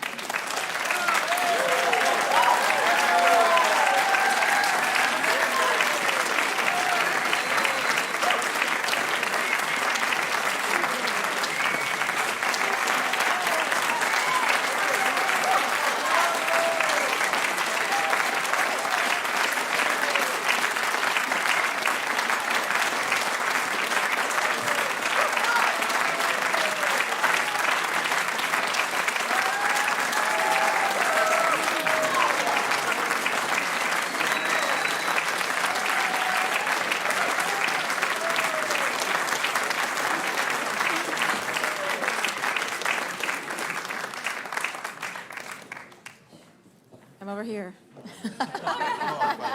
Here you go. Thank you. Here, follow me. Thank you. Yes.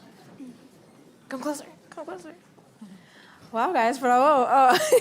Are you tired? Oh, well, we could do it once more if you like. Well, it was a really touching story wrapped up in a lot of humor. Does that come naturally to you, all that humor? Yeah, I think so. I think that's also part of our duo. There's a lot of humor between us. Yeah. I mean, you don't want to sit in our rehearsals. It's like a comedy show. So it's good you came to the concert. Yeah. But we also really... I'm also a very emotional person, and I want to tell stories, and I like to go through different phases. But I think also deep stories or deep feelings come even more to the front when you add humor. Yeah, exactly. That's what I've seen in a few of the programs, is that this humor, even though it's maybe a darker subject, it helps to grab people and relate to them better. You guys have this program. It's really about loneliness, no? Wrapped up in love. And there is quite a loneliness epidemic, especially in, America, where I'm from, but I would think on a global scale. And it seems to have been strengthened and made worse by social media and all the technology that we have. And people still, mainly CEOs of tech companies, say that we can use social media to still connect with people. What are your thoughts on that? You have thoughts, Well, I mean, the ironic thing is the CEOs of Facebook, Apple, they all banned their kids from using a smartphone. Right. So I think that already says enough about what their real motive is. So I don't think we need to discuss actually whether it's it's useful for connecting. I mean, of course it's useful for connecting, but so is email. So you can also use email instead of Instagram, and of course it has positives, but Yeah, of course. That's also not the point we want to make. But no, of course not. No. yeah. Just an interesting thread to it. So tell me about the inception of these framework pieces that your brother composed. Yes, he's here. There he is. Hey, Thank you, Joshua. Thank you so much.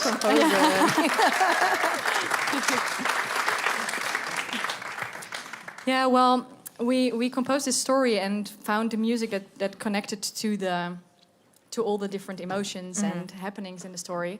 But I felt that it would be nice to have like a framework that connects everything. And it's also really linked to all the music around it. So, for example, the part he is really focused on him, and also in La Chevelure before, I start with the words il m'a dit, he. So it's really, everything is connected also with the pieces that Joshua wrote. And was there a sort of style that you wanted to stay in, or did you have carte blanche, Joshua? It was kind of carte blanche, but also a bit in Courteville cabaret kind of style. Very strict timings. Sorry for that. I mean, Yeah. imagine writing a piece for 30 seconds. That's quite a challenge. Yeah. So, I mean, it's much harder than for half an hour.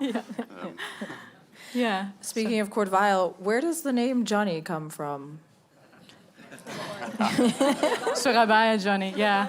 Surabaya Johnny. Once I made the link, I thought, wait, they're not doing Surabaya No, Johnny. I actually wanted to do it, but I did it 2 years ago, so then I thought, let's do something else. Ah, okay. Yeah. Yeah.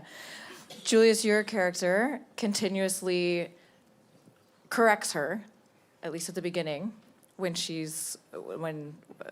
I can't think of a specific moment now, but Yes. no, it was this. And how did this concept of your kind of her, like her Yes, that's right, yes, right, okay. yes. How did you guys come up with this? I mean, we had to think of a role, how we can make the piano also involved in the staging, in the story. And actually, it creates a very nice tension in the beginning of, the main character, not being sure about what she really wants, and her conscience maybe helping her planting a seed in the beginning, and this grows eventually, and then in the end of the performance, you'll notice that actually we've become one, and it becomes a strength actually. So that's where sort of it comes from and where it goes to. Do you think it's called Crazy He Calls Me, and the punctuation of that would change the meaning of that phrase. Well, that's what I like about it. Yeah, I thought so. I thought you would thought about that. But do you think she goes/has a bit of craziness in her, or is she just lonely? I think there's a bit of this desperate feeling, and also the fact that she has been waiting for days is quite crazy. So I think it's more in her head, all the hecticness, and she can't really see the reality anymore. I think that's the crazy part of it. But I think it's also being crazily in love, and madly in love. I like those terms. That's more that you can't see anything else but that. Yeah. I was surprised that he did call her. Actually, I almost thought you would just leave it out. So why the choice for him to actually call her? Yeah. Well, he's playing mind games. Yeah. Men. I mean, toxic relationships, they like to keep the leash still on. So I think it is illustrative of what actually happens between them. And I also wanted to have a development in it, that she could also let go, kind of. Because if he would not call, then I think we would still be sitting here waiting for him to. Yeah. Yes. We'd happily wait together. But Do you have any advice for someone who's maybe feeling lonely, having gone through the process of finding yourself in the program? Well, the thing I was saying was really where I got my inspiration from. I was sitting in a train and I thought, what do I want to make this performance about? And everyone was sitting on their phone. And I was like, well, I really enjoy when I have these small conversations with random people, when you're in line or in queue for a shop or whatever, and you talk to someone that really lightens up your day. And I think, being open and seeing what contact with people can do. Yeah, I think there's these small interactions. People think they're weird now in a way. People are maybe a bit afraid to talk to someone or give a compliment, say like, "Oh, you look so nice."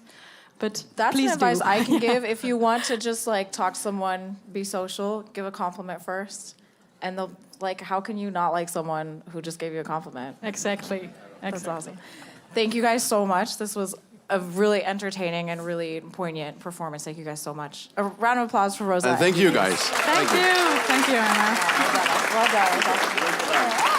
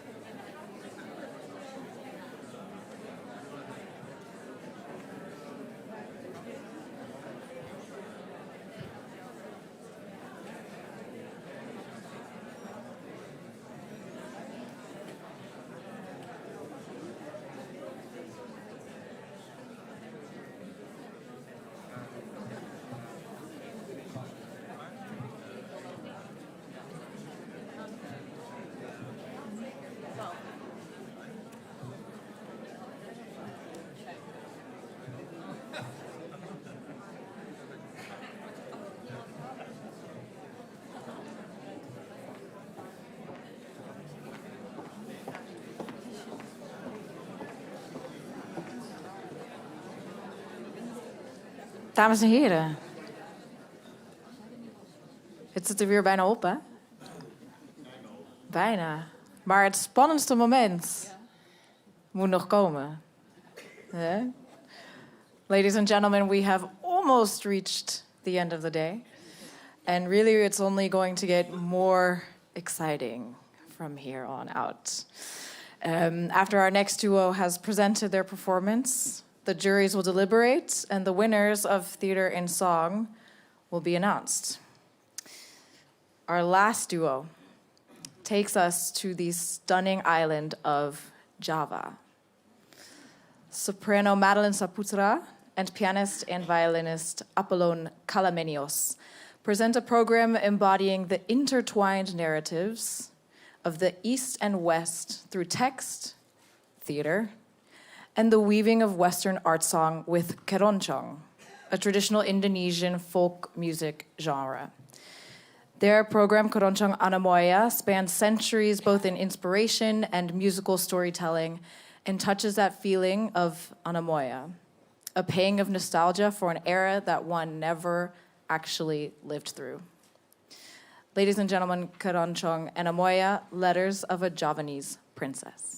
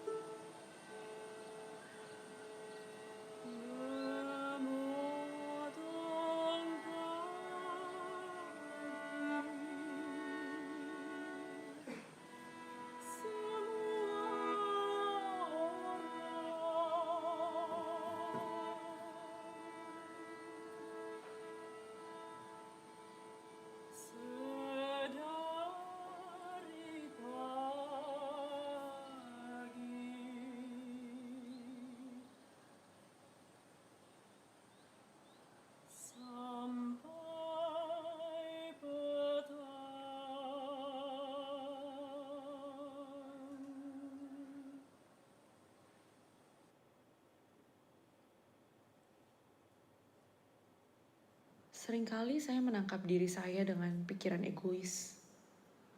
Oh, biarkan saya hidup sendiri dalam suasana yang murni ini. Jauh dari hiruk pikuk pasar, dari urusan duniawi. Sendirian dengan alam dan jiwa saya. Itu adalah keegoisan murni. Tidak. Itu adalah bukan nasib hidup kita. Kita harus hidup dengan dan untuk orang-orang.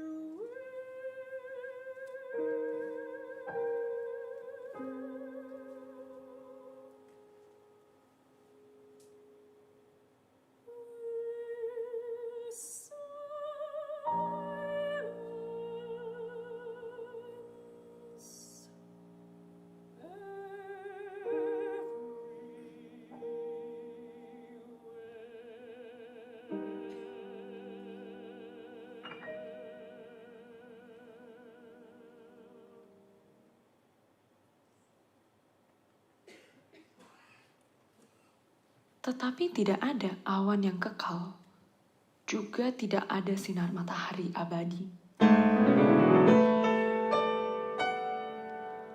Hujan yang menembakkan satu tanaman ke dalam daun dan kuncup melemparkan yang lain ke tanah dan membusuknya. There came a wind like a bugle. It crept through the grass, and a branch upon the hill so ominous did pass. We barred the window and the doors as from an emerald ghost. The dome's electric magazine that very instant passed. On a strange mob of panting trees and fences fled away, and rivers where the houses ran, the living looked that day. The bell within the steeple wide, the flying tidings word.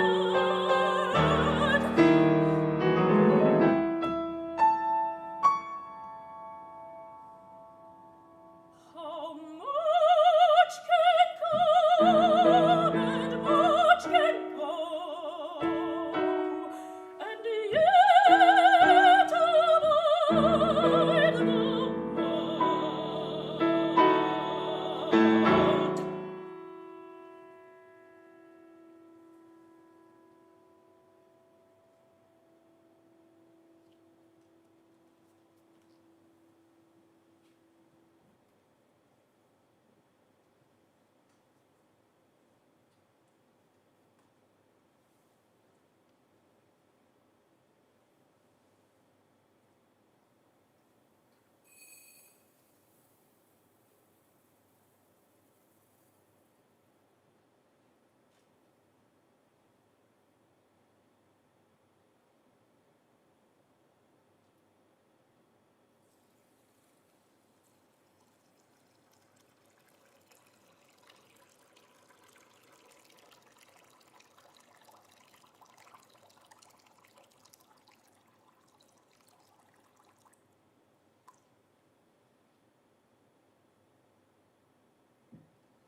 Ada banyak penderitaan yang pahit di dunia perempuan pribumi kita yang miskin.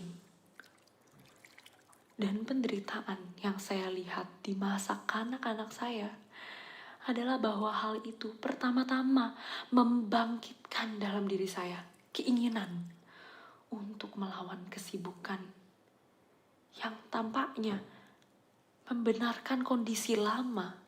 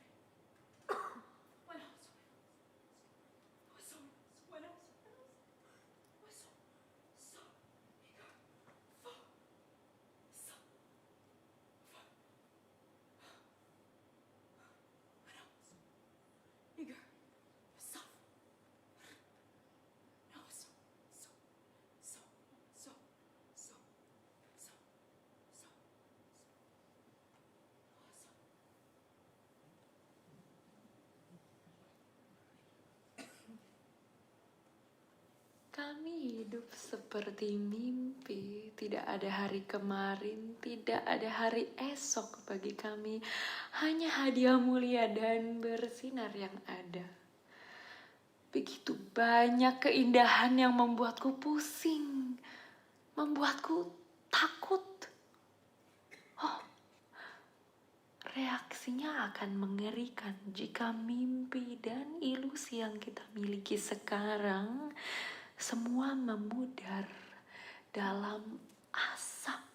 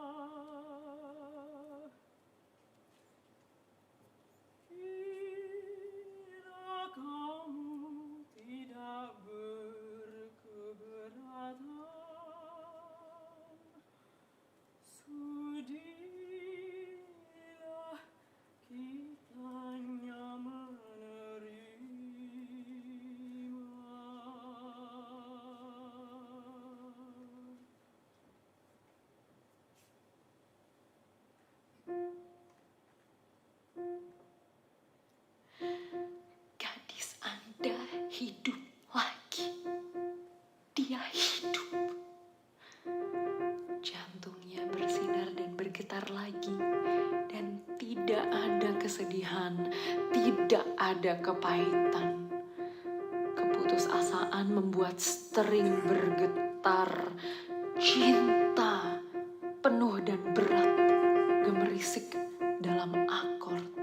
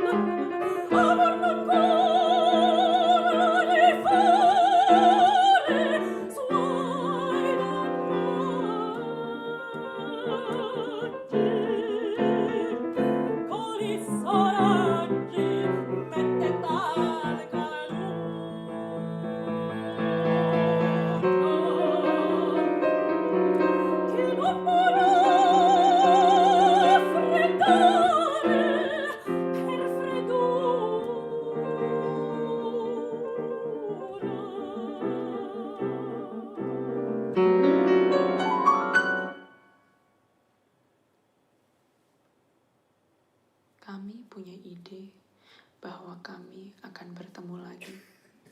Dan pertemuan itu akan berlangsung sangat cepat. Pertemuan, salam, dan perceraian dalam beberapa menit. Kita akan melihat sekilas satu sama lain dan menghilang untuk selamanya. Ini gila bahwa kita memiliki ide itu dan tidak bisa mengeluarkannya dari kepala kita.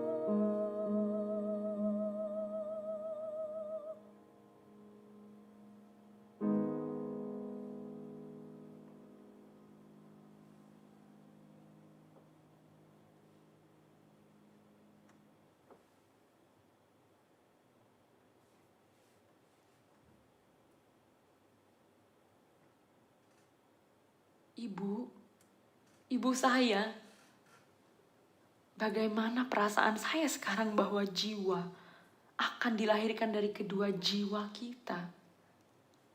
Panggil saya ibu. Bisakah kamu bayangkan?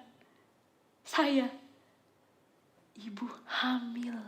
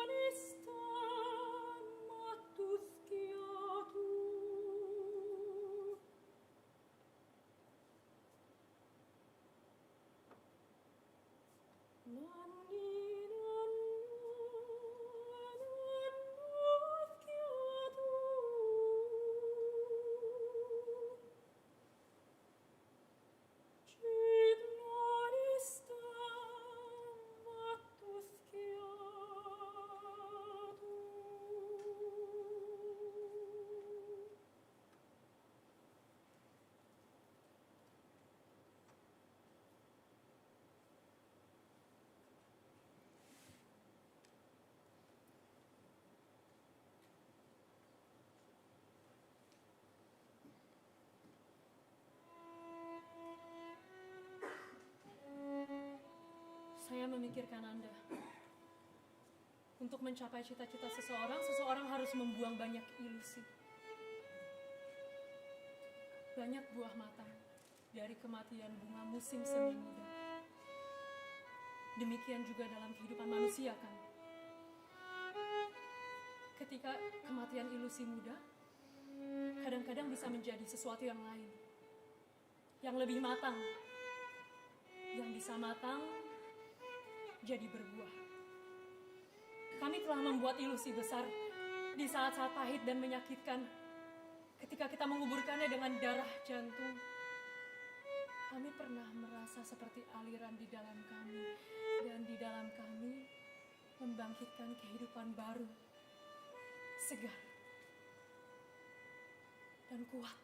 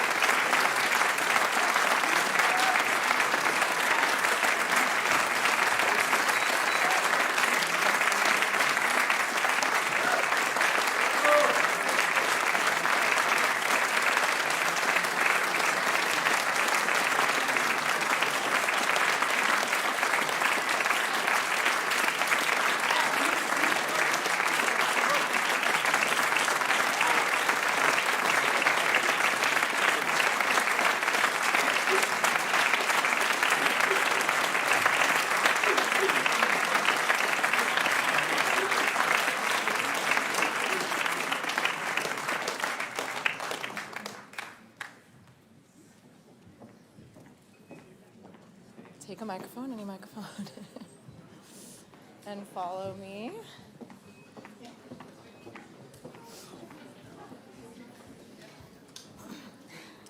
I'm gonna need a second. I don't know why, but tears, just tears. It was stunning, guys. Really well done. Okay.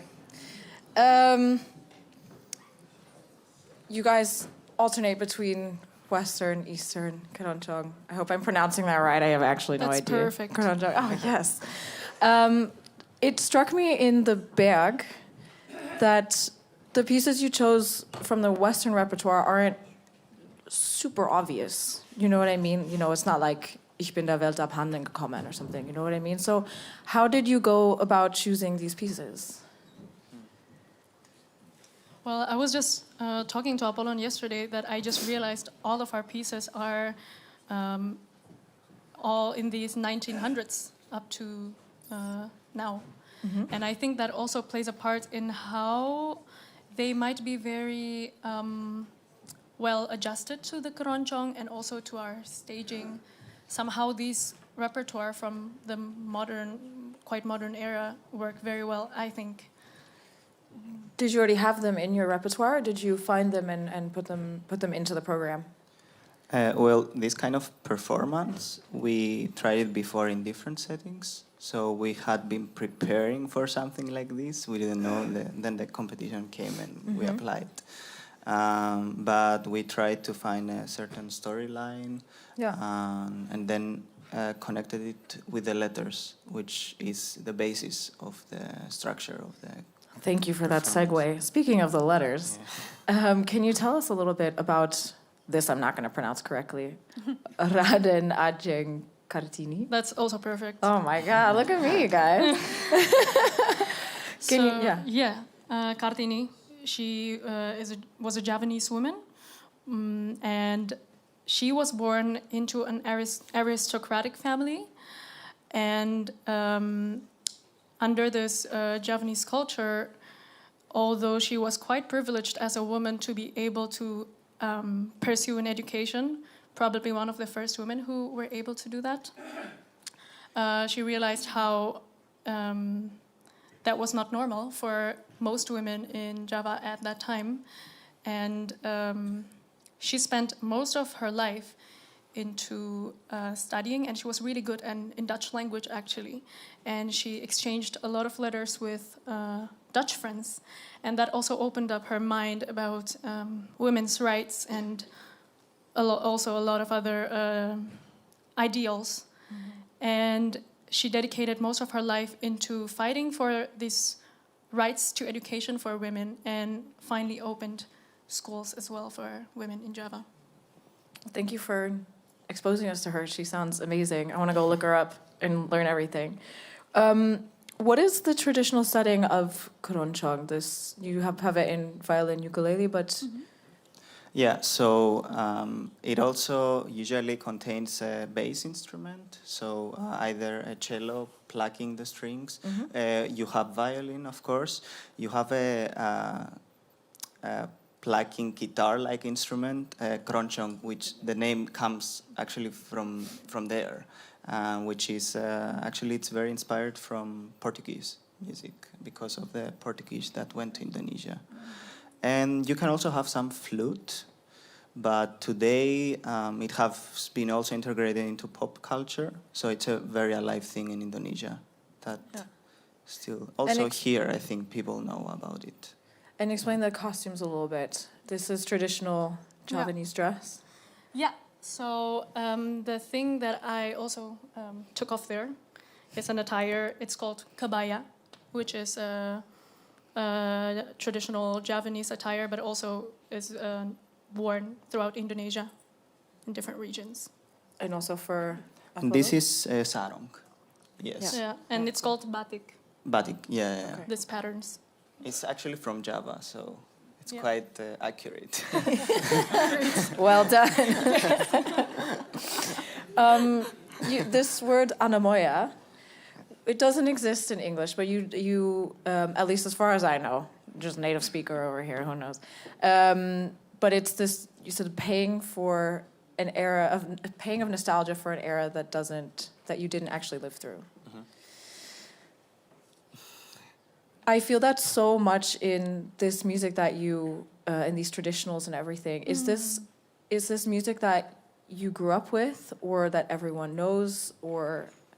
It's very popular, but it's interesting that you noted that, because actually, this Keroncong genre is very much related into nostalgic feelings, and it was especially also popular in Indo community in the Netherlands in the 1960s, and in that era, in the Indo community that reminisce about Indonesia and their homeland, but they lived in the Netherlands.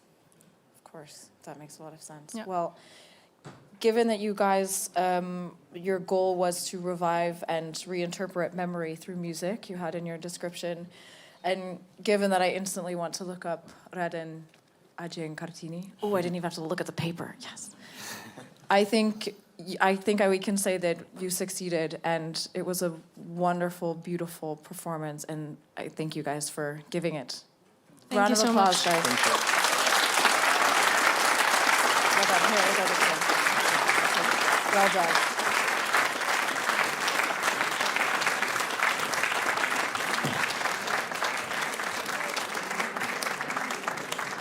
I forgot to say, we will see you all back here at 5, also online for the award ceremony. So please come back because we are going to see who are the winners of Theater and Song 2025. See you at 5.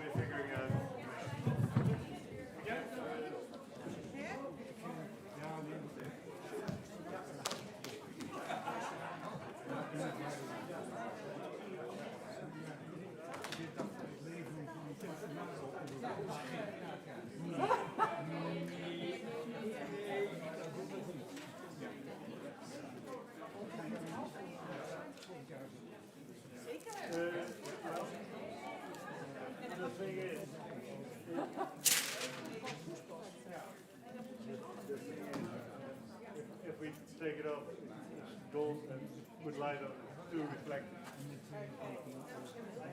Do have playing white may look better than this. If you put light on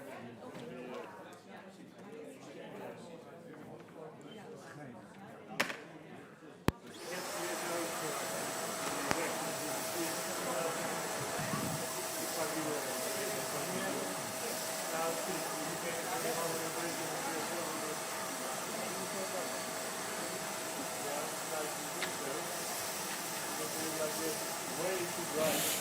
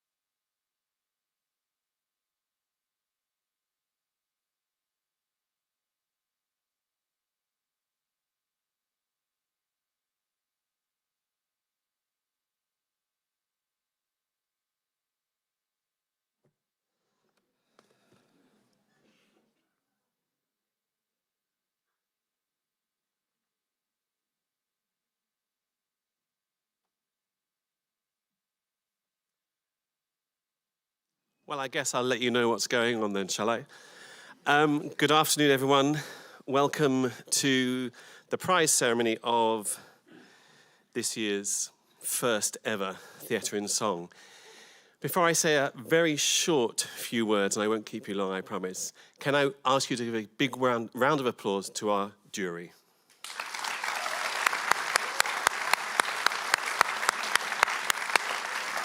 To Ian Burnside, Yvonne Kenny, Lisenka Haibon-Castagnon, Corny Ran, Robert Toll, Andrew Comben, Paul Kilday.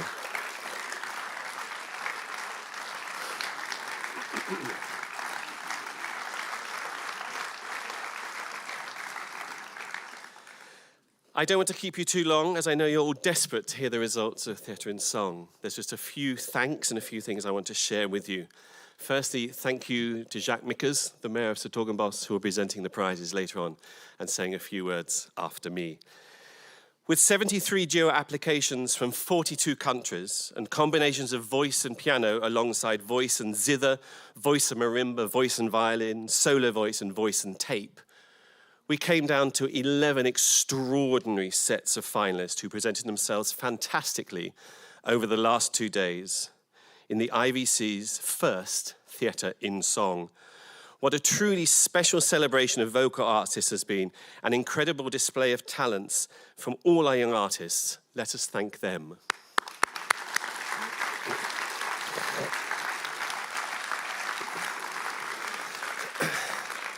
To those in the front row who have participated so bravely, I want to share the 3 Ps with you. Firstly, thank you for taking part in Theatre in Song. Thank you for your preparation, which I feel utterly humbled to have seen how much work has gone into every single second from the moment this idea was announced to where we are today. And lastly, thank you for making me very proud. Thank you.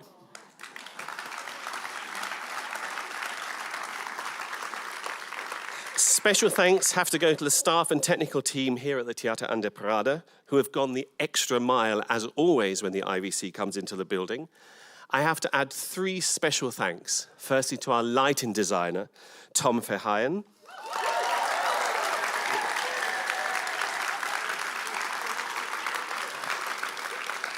To his assistant and our wonderful lighting operator, Eva Jane.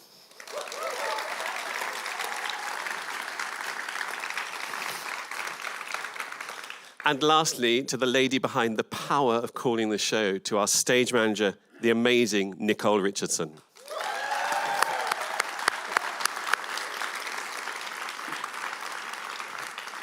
As I said to you before, the IVC is not just another competition. It's a global network of partners, colleagues, and friends who discover, develop, and deliver some of the greatest singing talents, some of which are in the room today, to the world in the genres of opera, oratorio, and song. It's an organization that will continue to go the extra mile for all its young artists and to showcase their talents here in Den Bosch for the people of this city, across the Netherlands, and across the world. It's an organization that seeks to provide a safe, creative space for all, an organization that recognizes its place within this city and is working hard to embrace every sector of its community with an open door policy. As we know, globally, arts and culture are in the midst of a huge battle. And all of us who are living and working within this sector are acutely aware of our very existence is threatened. Local and national governments throughout the world have moved priorities away from the arts and culture. And as a consequence, all organizations are having to compete with the tiniest share of this ever-decreasing funding pool. Many of us are struggling to survive. Yet surely work of the caliber that you have seen this weekend should be a sense of national pride to be celebrated and built on and not to be diminished.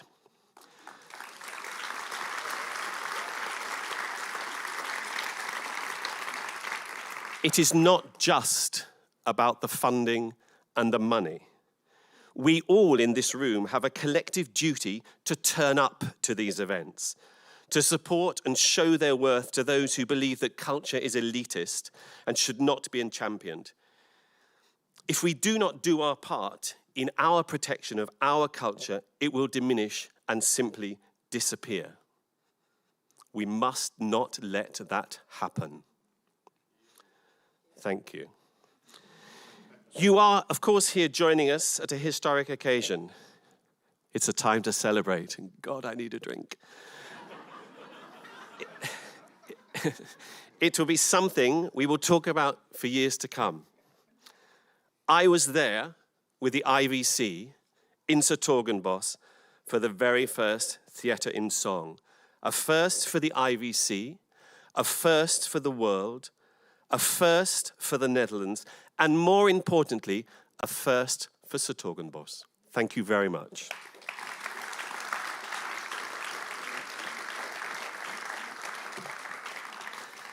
I would now like to invite our Mayor, Jacques Mikkers, to say a few words. Thank you.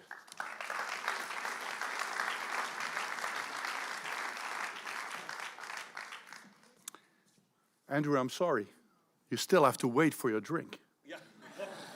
I'm only having a few words for this event because I'm very proud as a mayor of s-Hertogenbosch that, again, we have the IVC here in our city. And for the continuance, we have already decided that for the next 4 years, the funding for IVC for the local government is arranged. So it's for the next 4 years, it's also IVC.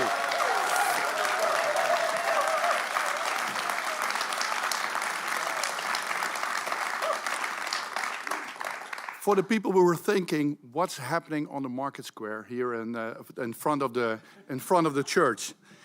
From Wednesday, it's 11 times 11 plus 11 plus 11. So it's carnival. So I think Andrew did something special, and he had just 11 performers for the day. So it's all in numbers. It's all in numbers. And I heard some enthusiastic stories about the performances of the last 2 days. And I think it's a first in the world, but it's a new branch on the tree of IVC. The tree was already here in our city from 1954 and is still growing. And a new tree, a new branch is already there, and the branch is theater and song. So I hope that this branch will grow and will evolve in a new program, not only in s-Hertogenbosch, but in the rest of the world, because I heard that a lot of people here, spectators, enjoyed the last 2 days and enjoyed your performance and your talent here in our city. So thanks a lot for your performance.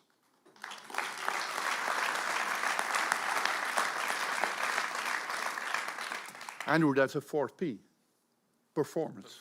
Hey, I'm doing everything with P's now. So thanks a lot. Thanks for the host families. Thanks for the talents. Thanks for the jury. And thanks for the organization of IVC. We're very proud of the city. And I hope to see you next year again in October 2026 for opera in the great theater here next to us. And keep joining the musical family of IVC, because music bonds us together and brings people together all over the world. Thanks a lot.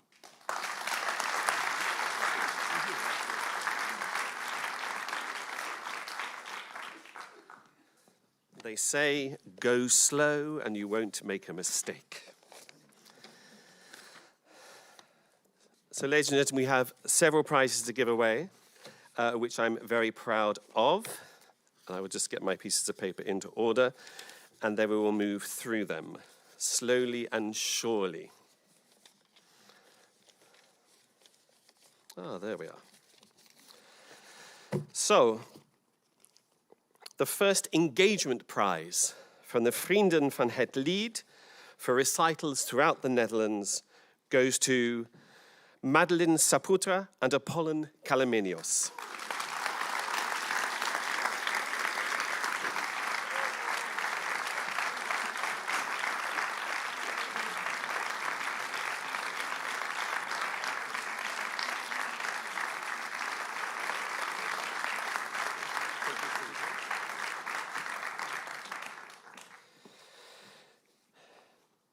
I would like to ask Yvonne Kenny to come and present the next prize, which is the Annette and Edwin Prize For the best program and theatrical concept.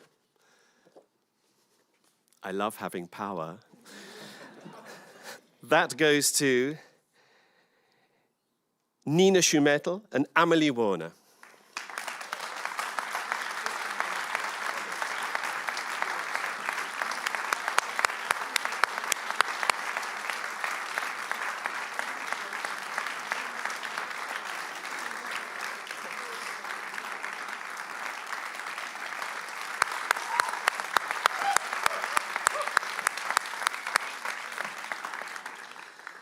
I would like to ask Lizenka Heibo-Castagnon to present the next prize, which is the Junior Jury Prize. And I have a few words to say about this before we get going.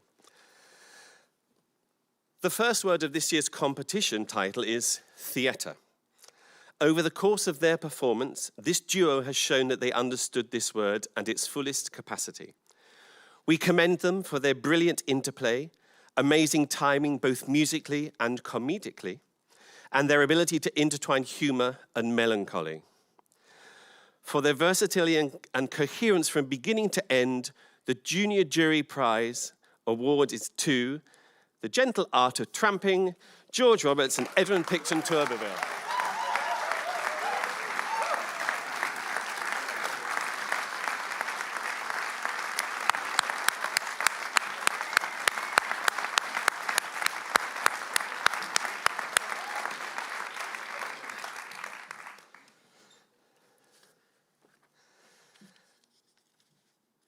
The press prize goes to, with a little sentence, this authentic performance proved once again that theatre in song, less is more.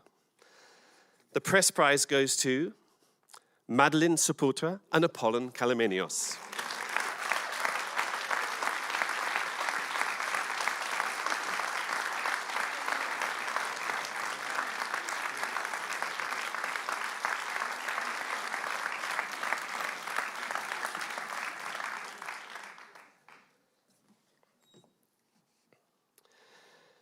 I would like to ask Jeff Ullman to join me on stage to present the Friends Prize from the IVC. Thank you. The Friends Prize of the IVC goes to Roza Herwig and Julius Bakker. Thank you. But, yes.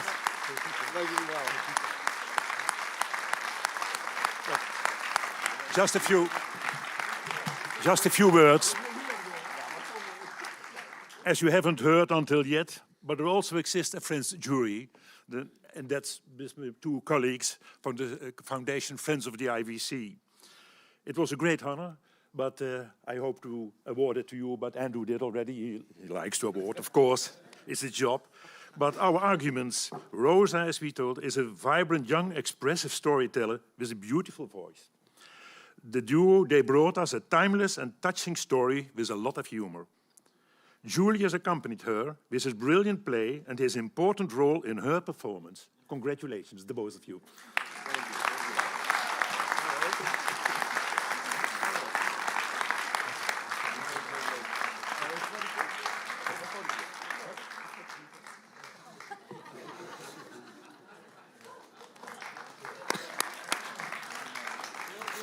Thank you very much. We have an extra prize, but alas, no certificate, because like these things, they happen all of a sudden. The International Lead Festival Zeist offers an engagement prize, this wonderful festival in the middle of May time, beautiful Zeist, glorious, where we showcase together with Zeist and the IVC an amazing duo. That prize goes to Justyna Khil and Rozalia Kierc.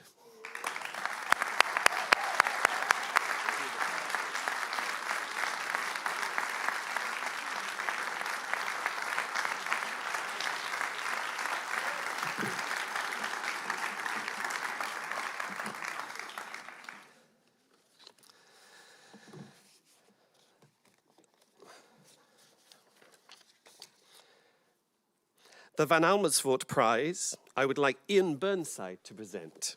This goes to the best performance of Carmit Fidel's piece, and it goes to Justyna Khil and Rozalia Kierc.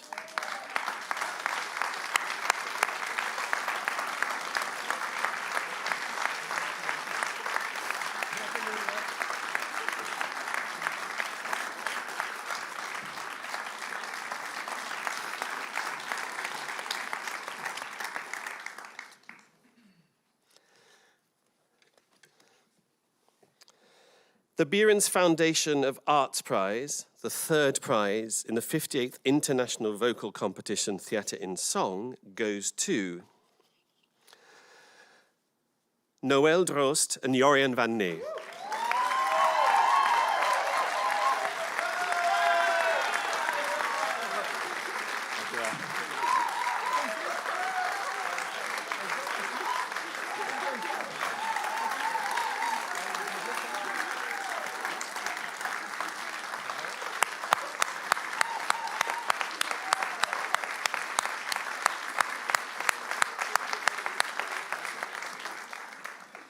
The second prize, which will also be presented by the mayor, sorry about that. No problem. The Stadthausfonds Prize for Theatre in Song. Second prize goes to Madeline Saputra and Apollon Kalamenios.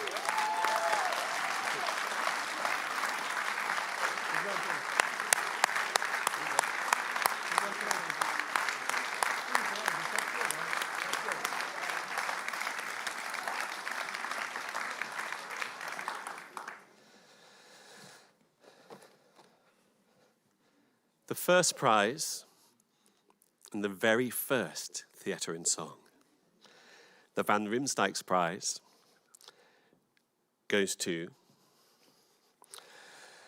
Laura Catherine Byers and Anna Osteniek.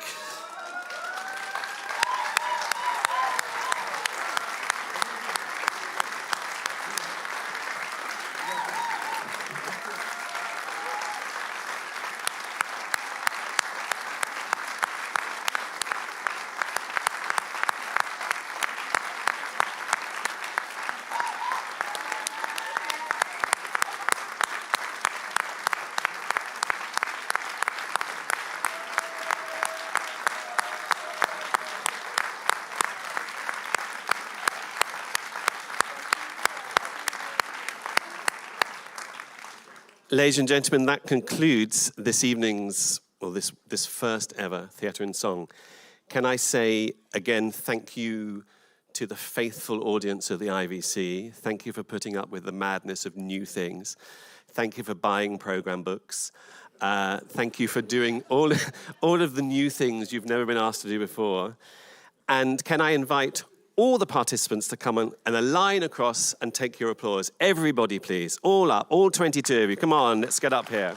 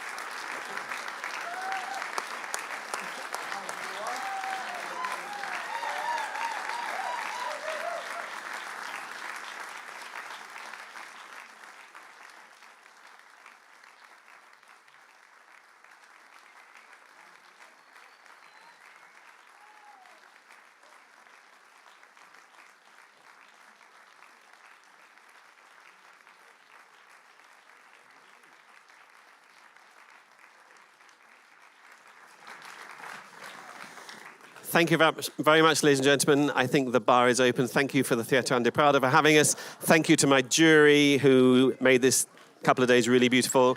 Thank you very much. See you next year.